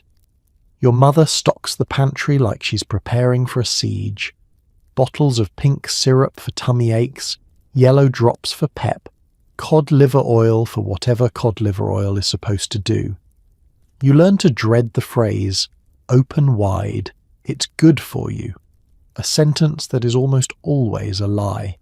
There are pills that fizz, powders that dissolve, and tonics that claim to fix anything from run-down nerves to growing pains. Some come with cartoon mascots on the box, as if a smiling giraffe can make up for the taste of liquid despair. Breakfast, already a performance of sugar and slogans, now comes with a sidecar of supplements. If you were to believe the commercials, a child deprived of vitamins will wilt like a houseplant. A child who swallows the latest miracle syrup will transform into a varsity athlete by Tuesday. Your mother, not one to gamble with her children's development, covers all her bases. You can't leave the house without at least 3 pills and a tablespoon of something fortified, enriched, or extra strength. You quickly learn to fake compliance.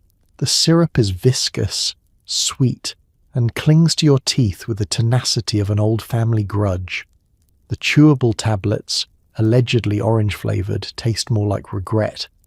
Sometimes you hold your breath, grimace and swallow, fueled by the faint hope that maybe, just maybe, this is the one that will give you X-ray vision.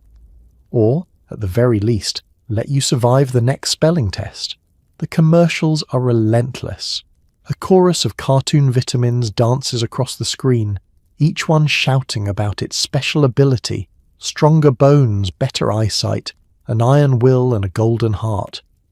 There's a tonic for every malady, a potion for every personality flaw, lethargic, listless, feeling blue. Take a spoonful and watch the world snap back into colour. Mother's Little Helper isn't just a song, it's an entire section of the pharmacy. Of course, none of these cures are FDA tested in any modern sense. The fine print, if it exists, is lost beneath the logo. The side effects? Don't worry about those. The TV assures you that the only thing you'll notice is a newfound zest for life, and the desire to run outside barefoot, grinning at the sun. If you feel faint, that's probably just all the toxins leaving your body. Your parents trust these remedies implicitly. After all, they grew up on tonics and elixirs, and look how well they turned out. Slightly jittery, but full of pluck. There's a sense that science is marching forward, one glowing bottle at a time, and all you have to do is swallow whatever's handed to you and believe. By bedtime, your stomach is a swirling cauldron of vitamins, minerals, and whatever cod liver oil actually is. You're not sure if you're healthier, but you are wide awake, possibly from the pep pills, possibly from the faint glow now emanating from under your skin. Either way, the man in the lab coat promised you'd feel better. And who are you to argue with science, especially when it comes with a catchy jingle and a cartoon giraffe? You start to believe that happiness can be delivered via mail order, 4 to 6 weeks after you beg your parents to buy the amazing kitchen tool demonstrated by a man with suspiciously white teeth. Each commercial break is an infomercial safari, set in a wonderland where every problem, from peeling a potato to folding a fitted sheet, has been solved by a device so innovative, so singularly unnecessary, you wonder if the inventors ever actually met a potato. The announcer is always beaming, slicing, dicing and vacuum packing their way through life, insisting that with just 3 easy payments, you too can be transformed into the kind of person who hosts dinner parties with one hand and fixes a leaky faucet with the other. Your parents watch with a skeptical eye. They've seen this before, last year's Egg Slicer Deluxe, now collecting dust at the back of the drawer, a monument to optimism and questionable late-night judgment. But you are a true believer. The gadget on the screen isn't just a juicer or a self-stirring mug, it's a portal to adulthood, a promise that you'll finally unlock the secrets of grown-up life, one spirograph salad at a time. The order process itself is a ritual. You present your case to the family, complete with hand gestures and a recitation of every feature. But wait, there's more. You cry, parroting the announcer's enthusiasm. Your mum sighs, your dad grunts, and, if you're lucky, someone caves to your relentless campaign. Then comes the long wait. 4 to 6 weeks of hope, anticipation, and the slow realization that your future as a kitchen wizard depends entirely on the United States Postal Service. When the gadget finally arrives, the house is abuzz with excitement. The box is always smaller than expected, packed with cryptic instructions, mysterious attachments, and the kind of industrial plastic smell that lingers long after the last demo. The whole family gathers for the unveiling. Your dad reads the manual aloud, your mum tests the warranty, and you hover nearby, already picturing your new life as the envy of the neighborhood. Reality, however, rarely matches the commercial. The gadget is almost always complicated. The potato peeler jams, the salad spinner spins out of control, the magical folding hanger folds nothing but your hopes. The cleanup is daunting, the results underwhelming, and the mess epic. You try to hide your disappointment behind a flurry of "I'll get the hang of it" optimism, but the truth is clear. The only thing easier than ordering this gadget was relegating it to the back of the cupboard with all the others. The commercials never warned you about this part. They never showed the frustrated mother covered in juice, or the proud father prying broken plastic from the garbage disposal. They never mentioned that the biggest innovation was in packaging, not performance. The gadget's best feature is often the box it came in, which now becomes a spaceship, a treasure chest, or the base of a snack-powered fortress. Still, the dream persists. There's always another infomercial, another pitchman with even shinier teeth, another product that promises salvation in the form of a battery-operated hairbrush or a set of knives that never need sharpening. You know, deep down, that you'll fall for it again. Because that's the power of the promise. Happiness, competence and order, just a phone call and several weeks of anticipation away. By bedtime, you're plotting your next pitch. This time, you tell your parents, it's not just a gadget, it's a lifestyle. And somewhere in the shadows of the kitchen, the Egg Slicer Deluxe quietly nods, waiting for company. Nothing signals the holidays like an endless parade of toy commercials, each promising to deliver joy, status, and possibly immortality, if only you're quick enough to dial the number on the screen. From the moment the Thanksgiving leftovers are stashed in the fridge, the airwaves transform into a festive battleground. Santa appears in every ad break, sometimes driving a sports car, sometimes shilling for batteries, sometimes just nodding approvingly at the latest robot dog. The jingle bells are relentless. Every cartoon mascot is suddenly wearing a red hat. Every commercial is coated in artificial snow, and the hope that this year, if you play your cards right, you might end up with the one toy to rule them all. You sit cross-legged in front of the TV, clutching a notepad like a general planning a campaign. The strategy is simple. Watch every commercial, circle the best options, memorize every product name, and practice looking appropriately awestruck when you inevitably spot them in the department store window. The stakes feel enormous. It's not just about getting a toy, it's about getting the toy. The one everyone at school will be talking about, the one that will ensure your social survival until at least February. The commercials themselves are cinematic masterpieces, complete with swelling orchestras and slow-motion shots of children tearing open presents with expressions of pure ecstasy. There's always a shot of a family basking in the glow of a perfectly lit tree, their living room inexplicably spotless, the children's pajamas coordinated, their hair brushed by angels. You know, instinctively, that your Christmas morning will be less glamorous, more wrapping paper in the dog's mouth, more frantic searches for AA batteries, but the dream persists. You become an expert in persuasive techniques. You quote the commercials at the dinner table, drop casual hints about the educational value of the latest action figure, and practice your surprised but not too expectant face in the hallway mirror. If the ad promises a toy is limited edition, your campaign escalates to DEFCON 1. You leave catalogues open on the kitchen counter, circle items in red crayon, and even try to enlist the family dog in your cause. The days leading up to Christmas are a flurry of anticipation and bargaining.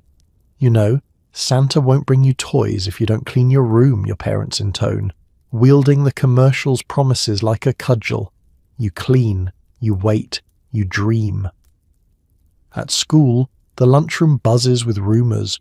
Who's getting the new race car set? Whose mum is friends with the toy store manager? Which kid's uncle works at the TV station and might have an inside track? The night before Christmas, you're almost too excited to sleep. You lie in bed, listening to the faint sounds of a last-minute wrapping and the hum of a television softly pitching a doll that can sing, dance, and, according to the commercial, probably replace your entire family. You're filled with hope, dread, and a sugar cookie-induced restlessness. Morning arrives in a whirlwind of paper, squeals, and parental exhaustion. Maybe you get the toy, maybe you don't. But in the end, the commercials did their work. The memory of that perfect, glowing commercial Christmas lingers long after the batteries die, and the robot dog is banished to the closet for excessive barking. And when the next holiday season rolls around, the cycle begins anew. Because in the world of Christmas commercials, the real magic isn't the toy at all. It's the feeling that for a moment happiness is just one phone call and several weeks of anxious waiting away. Are you getting enough iron? Is your bread fortified with extra nutrients? Should you fear the communist threat of margarine? TV ads will let you know, usually between commercials for atomic chewing gum. Every meal is a mini health summit, and every food choice is a referendum on your loyalty to your body, your country, and your mother's reputation as a provider. You can't take a bite of toast without wondering if it's enriched or just quietly plotting against your future. The TV offers no comfort. 1 minute, a friendly announcer insists you're dangerously low on niacin. The next, a stern voice warns that certain spreads could undermine the American way of life.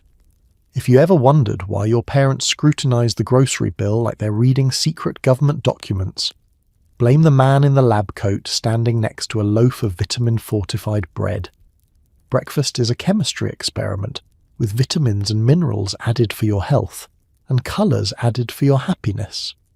The labels promise you'll grow up strong and smart, even if the ingredients list reads like a prescription pad from a particularly reckless doctor.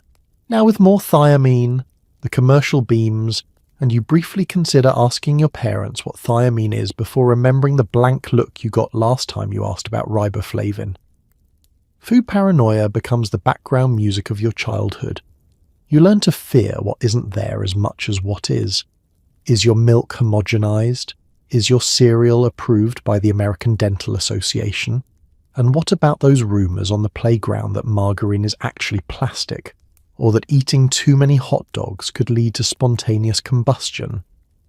The commercials don't dispel these fears, they double down, offering a new scientific breakthrough for every anxiety. Are your kids getting enough potassium? A worried mother asks as a child attempts to eat a rubber ball. Switch to Wonder Loaf and let science do the rest. Fads come and go faster than you can finish a bowl of glow-in-the-dark pudding. 1 year, it's iodized salt. The next, it's high-protein everything. Your mum chases trends with a grim determination, convinced that this new space-age supplement is the difference between honour roll and juvenile delinquency. You watch her pour a rainbow of pills into your palm every morning, muttering about fibre, omega-3s, and the importance of regularity. No one seems to know what half of it does, but the commercials say you need it, so you do. The food itself starts to taste like the future, vaguely metallic, occasionally sweet, and always a little off. Sandwich bread is fluffy enough to double as a pillow, orange juice comes from a powder, and meat is sometimes a philosophical question. Even the dog food is enriched for healthy coats and active play, according to the jingle that now plays in your nightmares. There's a creeping suspicion that your dinner table has become a Cold War battleground, with vitamins as the front line and marshmallows as the secret weapon. And let's not forget the fear campaigns. TV teaches you that the real enemy is not hunger, but invisible deficiencies. Iron, B12, vitamin C, any shortage, and you're doomed to a life of sickly underachievement. You catch your parents swapping horror stories with the neighbours about children who weren't fortified and grew up to be Canadians, probably. By bedtime, your body is half nutrients, half doubt, and your mind is abuzz with science facts, jingles, and warnings about foreign fats. You drift off wondering if you're getting enough calcium, or if you'll wake up to find a new vitamin has been discovered and marketed directly to you in a rainbow-coloured box by a man in a lab coat who seems to know your name. In the world of 1950s TV, you don't just eat to live. You eat to keep science, freedom, and mum's peace of mind intact, one fortified bite at a time. You don't compare yourself to your classmates. You compare your household to the perfect, eternally grinning families in detergent commercials. Your mother silently resents them. You just want their refrigerator. The Joneses on TV live in a perpetual state of bliss. Their children's hair shines like it's been buffed with car wax. Their fathers arrive home in sparkling new sedans, briefcase in one hand, confidence in the other. Their mothers glide through kitchens the size of small countries, not a speck of dust in sight, not a single casserole burnt. They never lose socks in the dryer or forget a PTA meeting. Even the dog is a purebred, no questionable mutts or mysterious stains on the carpet. You begin to suspect that somewhere, in a laboratory deep beneath Madison Avenue, these families are manufactured to make yours look perpetually behind.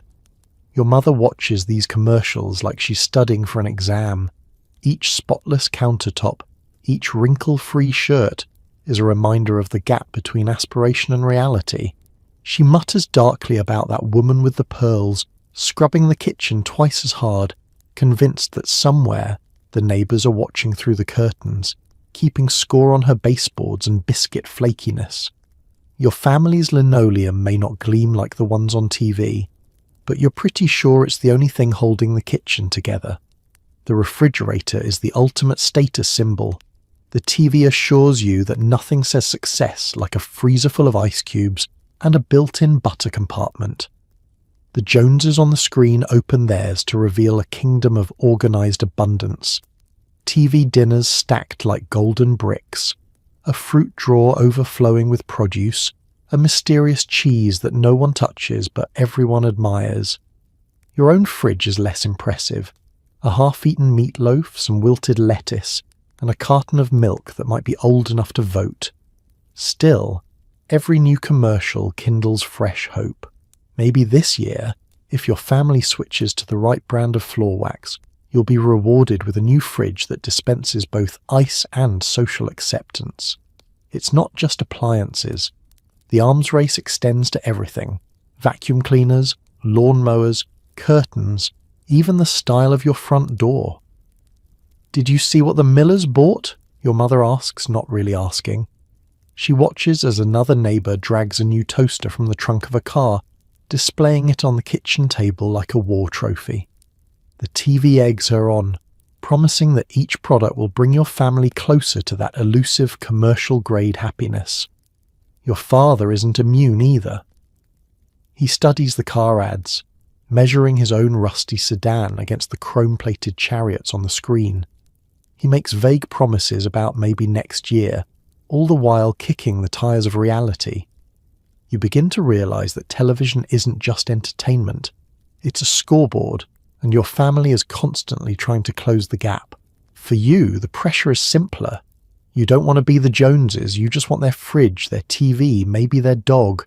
You drop hints, clip coupons, and rehearse your lines for the next time a commercial comes on. Wow, wouldn't it be nice if your parents grown, but you catch them sneaking glances at the latest ads, a silent agreement forming that maybe, just maybe, happiness comes pre-packaged and can be delivered in 6 to 8 weeks. By bedtime, your family has collectively measured itself against 100 airbrushed households, each one more flawless than the last. The Joneses still reign, eternally grinning from behind their polished windows. But in the quiet dark, as the TV hums its lullaby and the fridge rattles to life, you feel the comfort of your own imperfect home, a place where the butter is always hard, the laughter is always real, and nobody expects you to smile for the camera after dinner. At midnight, the TV plays the national anthem, shows a waving flag, and then static. It's time to sleep, but you're left wondering, was any of it real? Or is the world just a long string of commercials gently rocking you to sleep? The end of broadcast day is its own ritual. You're bleary-eyed, huddled in pajamas, sticky with the residue of snacks, a little buzzed from a day's worth of sugar, and blinking into the light of a cathode ray tube. It doesn't matter if you're not patriotic by nature. The rising notes of the anthem pull at something primal, the soft flutter of the flag in black and white reminding you that the day, like the programming schedule, has officially run out of ideas. Your parents are already asleep in their chairs, soft snores keeping time with the final strains of the orchestra. Even the dog, usually the last to surrender, is sprawled out, dreaming of perfectly formed biscuits endorsed by a cartoon beagle. The house is wrapped in quiet, save for the muffled hiss of static, which seems to pulse in rhythm with your own heartbeat. Then comes the test pattern. Bright stripes, a bullseye, and that pure electronic hum. You stare, transfixed, as if some secret message might flicker through, a hidden code for kids who stayed up just a little too late.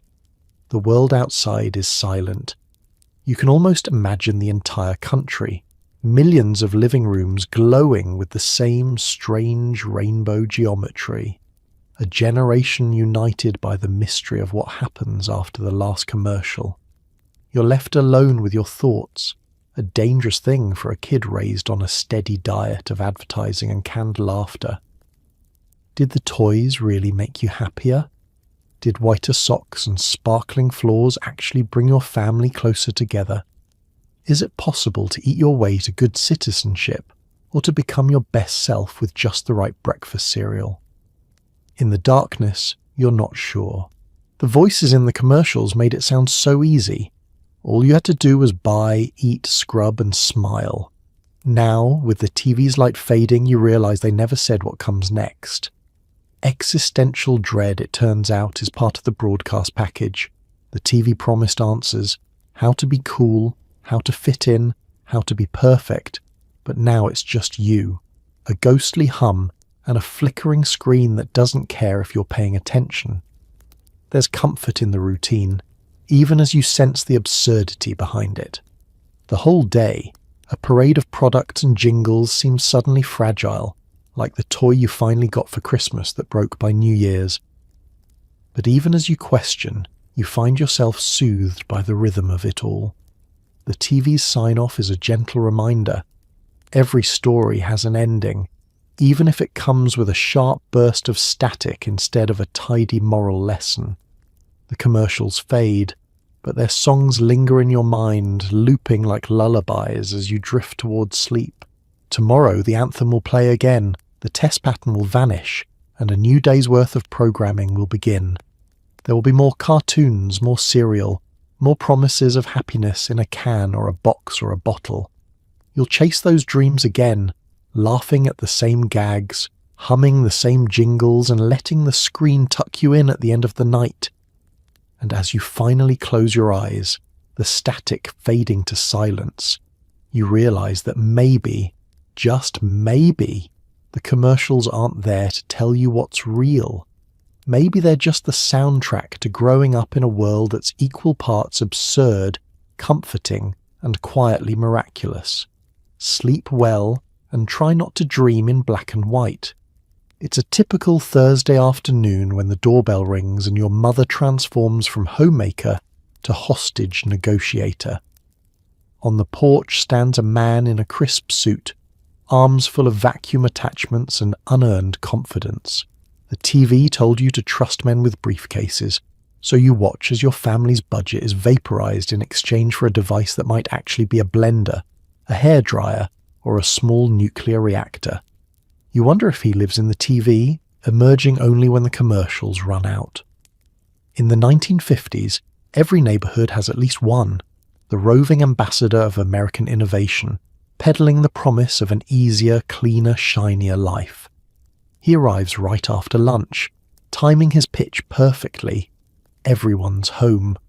The house smells like lemon wax, and your mother is only slightly on edge from chasing you and your siblings out of the kitchen for the third time that day. He's a master of charm, never sweaty despite the heat, tie perfectly straight, shoes that have never seen a puddle. He starts with compliments. "Lovely drapes, Mrs. Johnson," he says, peering through glasses that sparkle suspiciously. He knows everyone's name, or at least has the right initials scribbled on the back of a business card. He glides into the living room, unpacks his arsenal, and within minutes the coffee table is covered in shiny gadgets, mysterious canisters, and instruction booklets that look more complicated than your math homework. You watch, wide-eyed, as the demonstration begins. The salesman's patter is relentless, a combination of TV jingle and tent revival sermon. "You've seen this on TV, haven't you?" he asks, already knowing the answer. "Of course you have." Only now the product is real, glinting under the living room lamp, promising to revolutionize everything from floors to feelings of inadequacy. The gadget's purpose is always a little vague. Is it a vacuum, a deep-sea exploration tool, or possibly a defense system in case of a Soviet incursion? The salesman assures you it's all three, plus it can delint your socks and entertain the children while you work. Your mother looks skeptical, but he's prepared for that. Out comes the free gift, a tiny sample or plastic doodad guaranteed to tip the scales in his favour. You marvel at his confidence. He plugs, unplugs, and replugs the device with theatrical flourishes, sucking up handfuls of flour, dog hair, and possibly the hopes of anyone still clinging to the family budget. He drops a few references to science, modern living, and keeping up with the Joneses. It's a performance worthy of prime time. By the end, you're convinced the future of the household depends entirely on this machine, and by extension, on the mysterious men who appear at your door with promises and pamphlets. Your father returns home just in time to witness the closing act. There's a tense negotiation, a little hemming and hawing, but the salesman is always ready. There's a discount just for today, an extended warranty, and if all else fails, the subtle implication that real men invest in the comfort and cleanliness of their families. Dad relents. A handshake seals the deal, and the salesman packs up, lighter by one vacuum, heavier by a signed check and the satisfaction of another household conquered. When he finally leaves, the house feels different. The device stands in the corner, humming faintly, daring anyone to question its necessity. Your mother tests it once, declares it interesting, and then quietly stores it behind the old mop. The next day, she's back to sweeping the old-fashioned way, but the salesman's ghost lingers, his smile, his promise, his assurance that with the right gadget, happiness is just a demonstration away, and you, watching from the doorway, wonder when he'll return. Maybe next time he'll bring something that really works. Or maybe, like the best commercials, he just leaves you hoping for more. School is supposed to be a break from advertising, but today the auditorium smells faintly of mimeograph ink and marketing. You're marched in for an educational presentation that, shockingly, is sponsored by a toothpaste brand. There's a puppet show, a dancing tooth, and a man who claims he's not selling anything, he's raising awareness. You leave convinced that your molars are plotting against you, unless you beg your parents for minty fresh pro paste. The entire affair feels vaguely conspiratorial. The principal stands at the podium, clearing his throat as he introduces Mr. Smiley from the Tooth Care Council, who is definitely not here to sell you anything. You spot the giveaway bags by the stage, plastic and shiny, with that unmistakable logo. Suspicion confirmed. The lights dim, and suddenly the curtain rises on a makeshift puppet theatre, its backdrop painted to resemble a mouth so enormous it could swallow the entire 5th grade. A perky woman in a white coat emerges, brandishing a giant toothbrush. "Hello, children," she sings. "Who wants to keep their teeth forever? You do, you suppose, though you weren't aware there was an expiration date." The puppets spring to life, each one designed by someone with a slightly too enthusiastic relationship to dental hygiene. There's Timmy the Tooth, Sally the Sweet Tooth Fairy, and the villain, Plaque Monster, who sounds suspiciously like your gym teacher after a bad lunch. The plot is simple. Timmy must resist the temptations of candy, cookies, and anything that tastes remotely like fun. Every bad decision brings on the threat of dental doom, exile from Tooth Town, eternal gingivitis, or, in the darkest moments, a fate known only as the drill. But hope arrives in the form of minty fresh pro paste, wielded like a magic wand by the Tooth Fairy herself. "Twice a day and you'll be okay," she intones, as a spotlight hits the branded tube like a holy relic. You glance at your classmates. Some are enthralled, eyes wide with terror or awe. Others are just waiting for the promised free samples. In the back row, the 6th graders nudge each other, already plotting how many tubes of toothpaste can be bartered for chocolate milk at lunch.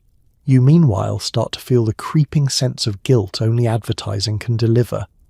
Have you been brushing hard enough? What about flossing? Is your breath fresh? Your enamel strong? Your gums a shining beacon of oral virtue? The existential dread sets in, flavoured with a hint of wintergreen. After the puppets, Mr. Smiley returns to the stage for a serious chat. He shows a film strip, black and white, deeply unsettling, of cavities growing like mushrooms on an abandoned tooth. The music is menacing, the narrator stern. "This could be you," he warns, "unless you remember to brush, floss, and always choose minty fresh pro paste." He never actually says it's the only toothpaste, but the implication is clear. Anything else is a gamble with destiny. At the end, everyone gets a goodie bag, a sample-sized tube, a stiff bristled brush, and a sticker that says, "I love my teeth." The teachers seem relieved. The assembly counts as science, health, and possibly a religious experience. You shuffle back to class, clutching your new supplies, and quietly vowing to make up for every skipped bedtime brushing. By the time the bus ride home rolls around, the spell is already fading. The 6th graders are trading samples for gum, the sticker is peeling off your notebook, and you're eyeing your Halloween candy with renewed suspicion. But the message lingers, stuck in your head like the world's catchiest jingle. Only minty fresh pro paste can save you. And tonight, as you brush your teeth extra long, you realise that advertising doesn't stop at the living room. Sometimes it follows you all the way to school, dancing teeth and all. At 6 o'clock sharp, the TV shifts from cartoons to the news, which you quickly realise is just adults arguing, interrupted every 7 minutes by a man insisting that only his brand of margarine can defeat communism. You learn about foreign wars and rising prices, but mostly you absorb the quiet terror that your family isn't using the right floor wax. World events blur into jingle-laden panic. There's a moment of whiplash as the TV transitions from slapstick rabbits and Acme anvils to stern newscasters in charcoal grey suits. The grown-ups assemble in front of the set, plates in hand, as if expecting answers, or at least a commercial for something on sale at the corner store. The news anchor clears his throat, shuffles a stack of important-looking papers, and begins a solemn recitation of global disasters, local scandals and the weather, always the weather, which somehow manages to sound like an existential threat no matter the forecast. You sit cross-legged on the carpet, feeling the mood in the room shift from sugar-fueled chaos to tense anticipation. The news is supposed to be educational, a window to the world, but it mostly teaches you that adults are worried all the time and that everything important happens somewhere else. Names like Khrushchev and Eisenhower float through the air, mingling with the aroma of reheated meatloaf and the unmistakable whiff of floor polish. You try to pay attention, but the words blend together. Deficit, NATO market instability, lemon fresh shine. Every few minutes the gloom lifts as the commercials return.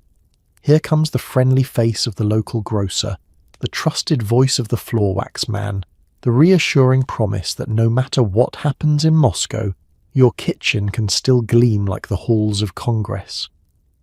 You begin to suspect that international peace might depend less on treaties and more on which detergent your mother buys this week.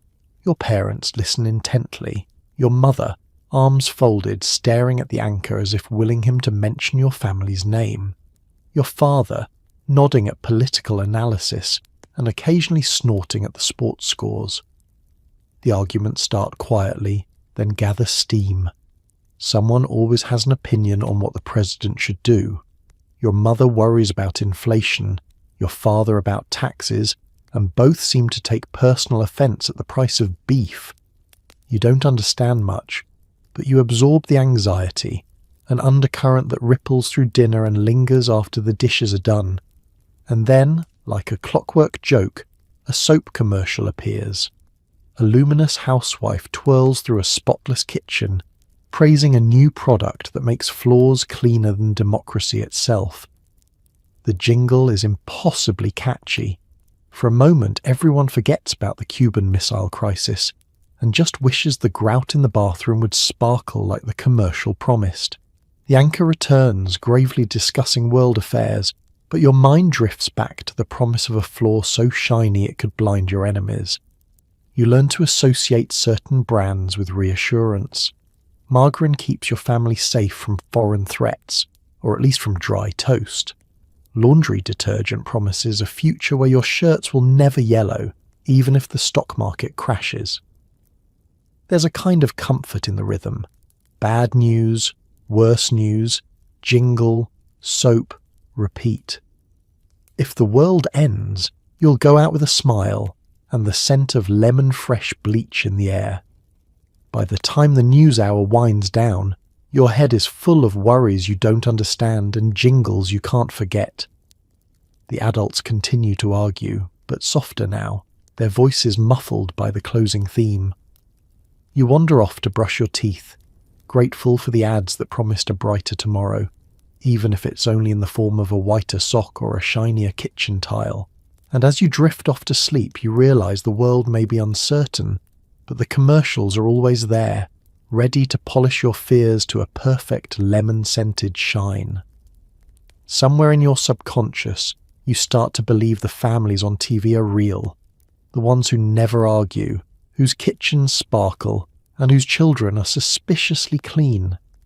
Every mishap is solved in 22 minutes, usually by a bowl of pudding or a stern but loving dad. You wonder why your own life isn't shot in soft focus, with a laugh track that kicks in every time you spill milk. The TV family is a breed apart. Their houses are always immaculately tidy, as if a cleaning crew is lurking just out of frame, ready to swoop in between scenes with mops and emergency doilies. The couches are pristine, the curtains unwrinkled, and the wallpaper never peels, unlike your own living room, where the dog has claimed one armchair and your little brother has used the wall as a test site for his latest crayon-based experiments. You start to think there's something magical in TV air, some secret ingredient that keeps stains and squabbles at bay. On television, family drama arrives on schedule and departs before the closing credits. The parents are always wise and understanding, dispensing advice with a gentle pat on the head and a well-timed sigh. Even when tempers flare, the worst consequence is a sheepish apology and a montage of loving glances over the dinner table. Your own family, by contrast, seems to specialize in arguments about who finished the peanut butter or whose turn it is to walk the dog. When things get heated, the only montage you get is a parade of slammed doors and a chorus of "not it" ringing down the hallway. The kids on TV are impossibly polite, their hair neatly combed, their socks matching without fail. They sit up straight at the breakfast table and thank their mothers for the orange juice, as if they've never once considered swapping it for chocolate milk. Their problems are charmingly low stakes: lost homework, a forgotten birthday, a misunderstood invitation to the school dance. The solution is always the same: a heart-to-heart talk with Dad, a knowing smile from Mum, and maybe, if the budget allows, a surprise visit from a beloved but eccentric uncle. Meanwhile, you struggle to keep your shoes tied, your shirt clean, and your homework within the same time zone as your backpack. You watch, transfixed, as the TV family navigates misunderstandings with the grace of ballroom dancers, rarely raising their voices above a gentle chuckle. You try to emulate them, just once, and end up with a sticky kitchen floor and a ban from using the blender until further notice. Even meal times are different. The TV family gathers around the table, hands clasped, ready to share the highlights of their day. They pass dishes with the poise of Olympic relay teams, never dropping a fork or spilling gravy on the tablecloth. At your house, dinner is more like a rugby scrum, a chaotic, occasionally affectionate contest for the last biscuit, with condiments flying and the dog darting underfoot in hopes of scoring a dropped meatball. You catch yourself wishing sometimes for a laugh track to soften the blow of daily disasters, a gentle reminder that spilled milk, broken plates, and the occasional sock left in the toaster are just part of the comedy of life. But the TV never lies. With a little patience, a good pudding recipe, and the unwavering presence of a loving parent, any problem can be solved before bedtime. As you drift off to sleep, you picture your family through the TV lens, bathed in soft light, music swelling, every argument resolved in time for the credits. You know it's not real, but for a moment it's nice to pretend. Because in the make-believe world of the TV family, every story ends with a group hug, and nobody ever stains the couch. Suddenly, the TV is urging you to shop for your country. Every product is all American, from canned peas to polyester pants. There's a parade of flags and an announcer who suggests that buying a domestic station wagon is basically defeating the Soviets. You're not entirely sure what communism is, but you know you're supposed to be very worried about it unless you're eating freedom fries at every meal. The commercials arrive with the subtlety of a marching band. "Look for the label made in the USA," the announcer bellows, as a montage of wheat fields, factories, and grinning children in red, white, and blue overalls flashes across the screen. The message is clear. Your grocery list isn't just about feeding the family, it's a matter of national security. Mum is scrutinizing cans of beans, checking not just the expiration date, but the tiny flag logo on the back. Dad is waxing patriotic about Detroit steel, as if the fate of the free world hangs on whether the new car has American-made tail fins. At school, you start to notice the difference. Lunchbox envy takes on a political edge. "That's a real American lunchbox," a classmate declares, pointing to one emblazoned with a football player and a waving flag. Your best friend's lunch, packed with all-American white bread and bologna, becomes a miniature declaration of allegiance. Imported cookies, once a treat, now raise suspicious eyebrows and the occasional lecture about supporting the homeland. Every commercial is a miniature rally, a blend of capitalism and patriotism that would make Betsy Ross blush. Canned soup is not just soup, it's American ingenuity in a can. "Don't let foreign cabbage cross your table," a jingle chirps, followed by a cartoon eagle head-butting a suspiciously continental head of lettuce. Frozen dinners are suddenly patriotic portions, and there's talk that real heroes only grill American beef. Even fashion gets a makeover. Polyester pants in bold, unnatural shades are sewn with freedom, the commercial claims, as models twirl under a rain of confetti and sparklers. You wonder if the founding fathers pictured a future where loyalty to your country was measured by how much static electricity your slacks could generate. Your mother pulls tags, frowning at anything that doesn't scream American manufacturing. If she finds a rogue Made in Taiwan label, the item is banished to the darkest corner of the closet. You don't really understand the Cold War, but you understand shopping. You practice patriotism by double-checking the label on your sneakers and refusing to trade your all-American chewing gum for the mysterious imported licorice your friend smuggled in from his uncle's vacation. You hum along to the jingles, "Buy American, be American," and add it to the ever-growing mental playlist of ways to be a good citizen. The news isn't immune either.